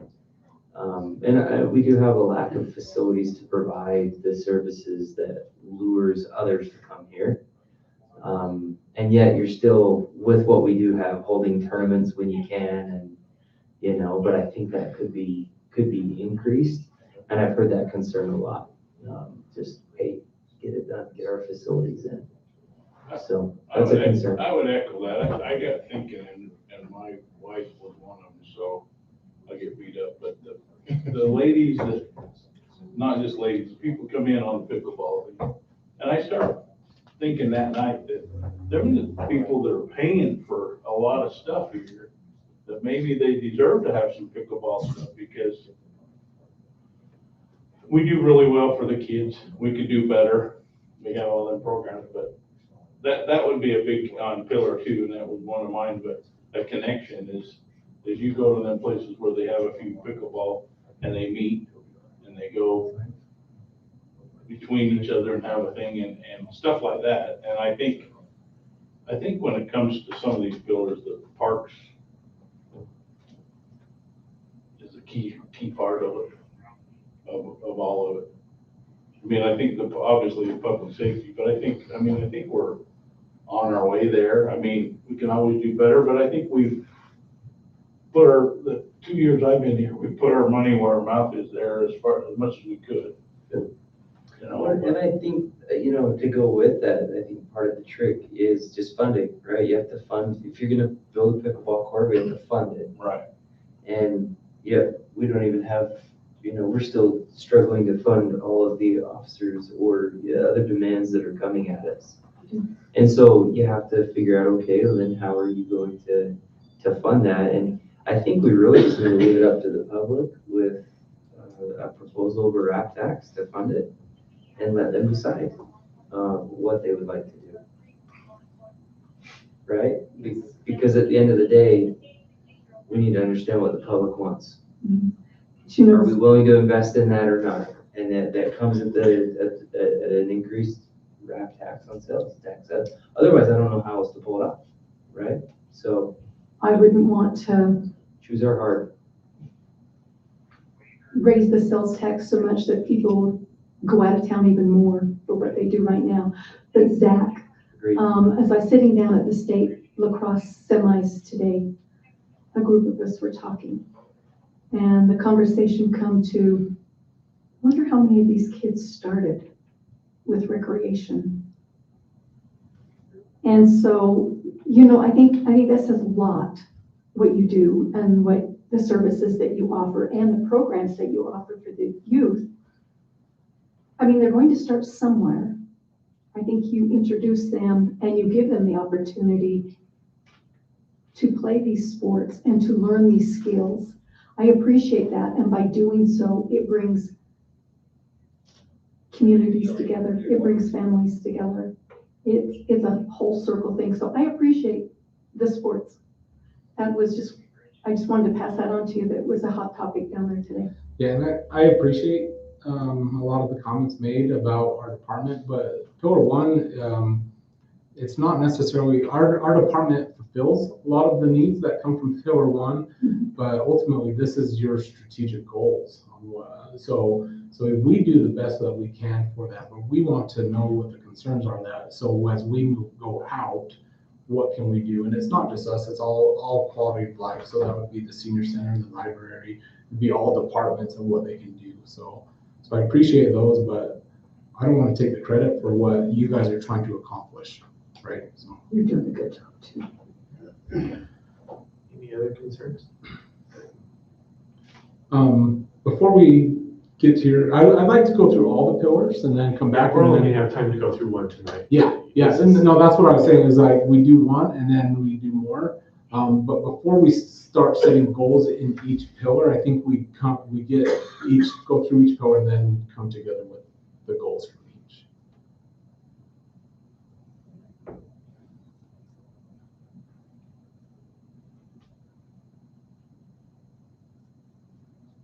Is that? Yeah, my concern is I don't know that we will. Because we've been doing this for 2.5 years. So we've got to keep focused on this. This is vital. The staff is asking us to get these out there for them, to give them direction and where to move. So not trying to be pessimistic, but you're good. That's a concern I have, is how long it takes us to do things. Right, Right. but it all comes to the economics. Yeah. I mean, we can say I'd buy or build a rec center for whatever. And I don't even play hockey, and I think for the Olympics, hockey would be great here. But like you said, we can't hire all the people we want right now, so. And again, this is high level goals, right? This is, it's not go build this, right? But in the future, what do we want to do? Because one of the biggest concerns from the wellness survey 2 years ago was the number 2 thing was opportunity for youth, right? Yep. So this is where you're saying, okay, out of pillar 1, opportunities for youth, how important is that going to be to us and provide that? And then as we start setting our priorities amongst the pillars, is priority or opportunity for youth as an example, where is that going to fit within our priorities?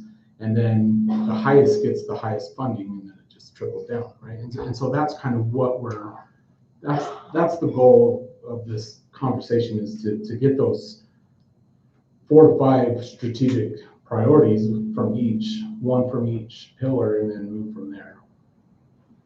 And so that's where we're asking, what are you hearing good? What are the concerns? Out of those concerns, what is the most important thing to us out of that pillar? And then as we compare pillars, what's the most important things in the city? So. Good. Yeah. We'll take a picture of this and save it. Next week, we'll talk about pillar 2. I'll need you to, I won't be here in 2 weeks, so here's our mayor. I'll be done. And so, if you two will take that on, I appreciate it. Okay? Thank you, Jamie, for helping us. Any last comments or anything with that, with the direction we're headed? Okay, great. Okay, now it's time, number 9, consent agenda. Any council person, any council member may request an item be removed for separate discussion.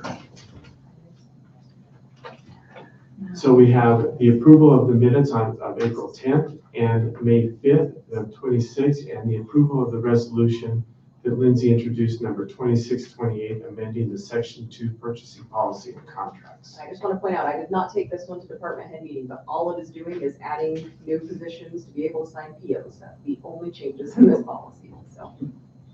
I make a motion. Well, I had something on the April 10th minutes. It said the meeting adjourned at 11:45 p.m.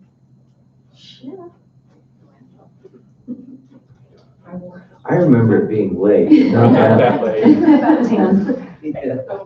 I bet you it was 9:45. Well, I'll I have to think check it was that. on the 10th, that was during the day. So I think it should have been 11:45 a.m. There you go. Yeah. Good catch. Thank you. Go ahead. So I'll make a motion that we, what are we doing? Approving the consent agenda items With that change. with that change on the minutes from April 10th. Okay, we have a motion by Councilperson I second Euler, it. second by Councilperson Oken. All those we need to roll call. Okay. Councilmember Euler? Yes. Westergaard? Yes. Lewis? Yes. Yes. Okay. Yes. All in favor? Okay, consent agenda passes. Okay, reports and calendar. Cynthia, do you have, excuse me, Lindsay, do you have anything? No? These guys are doing a great job. They are. So this is city leadership report. We've heard from some of our department heads. Was there any other department head that would like to take a minute?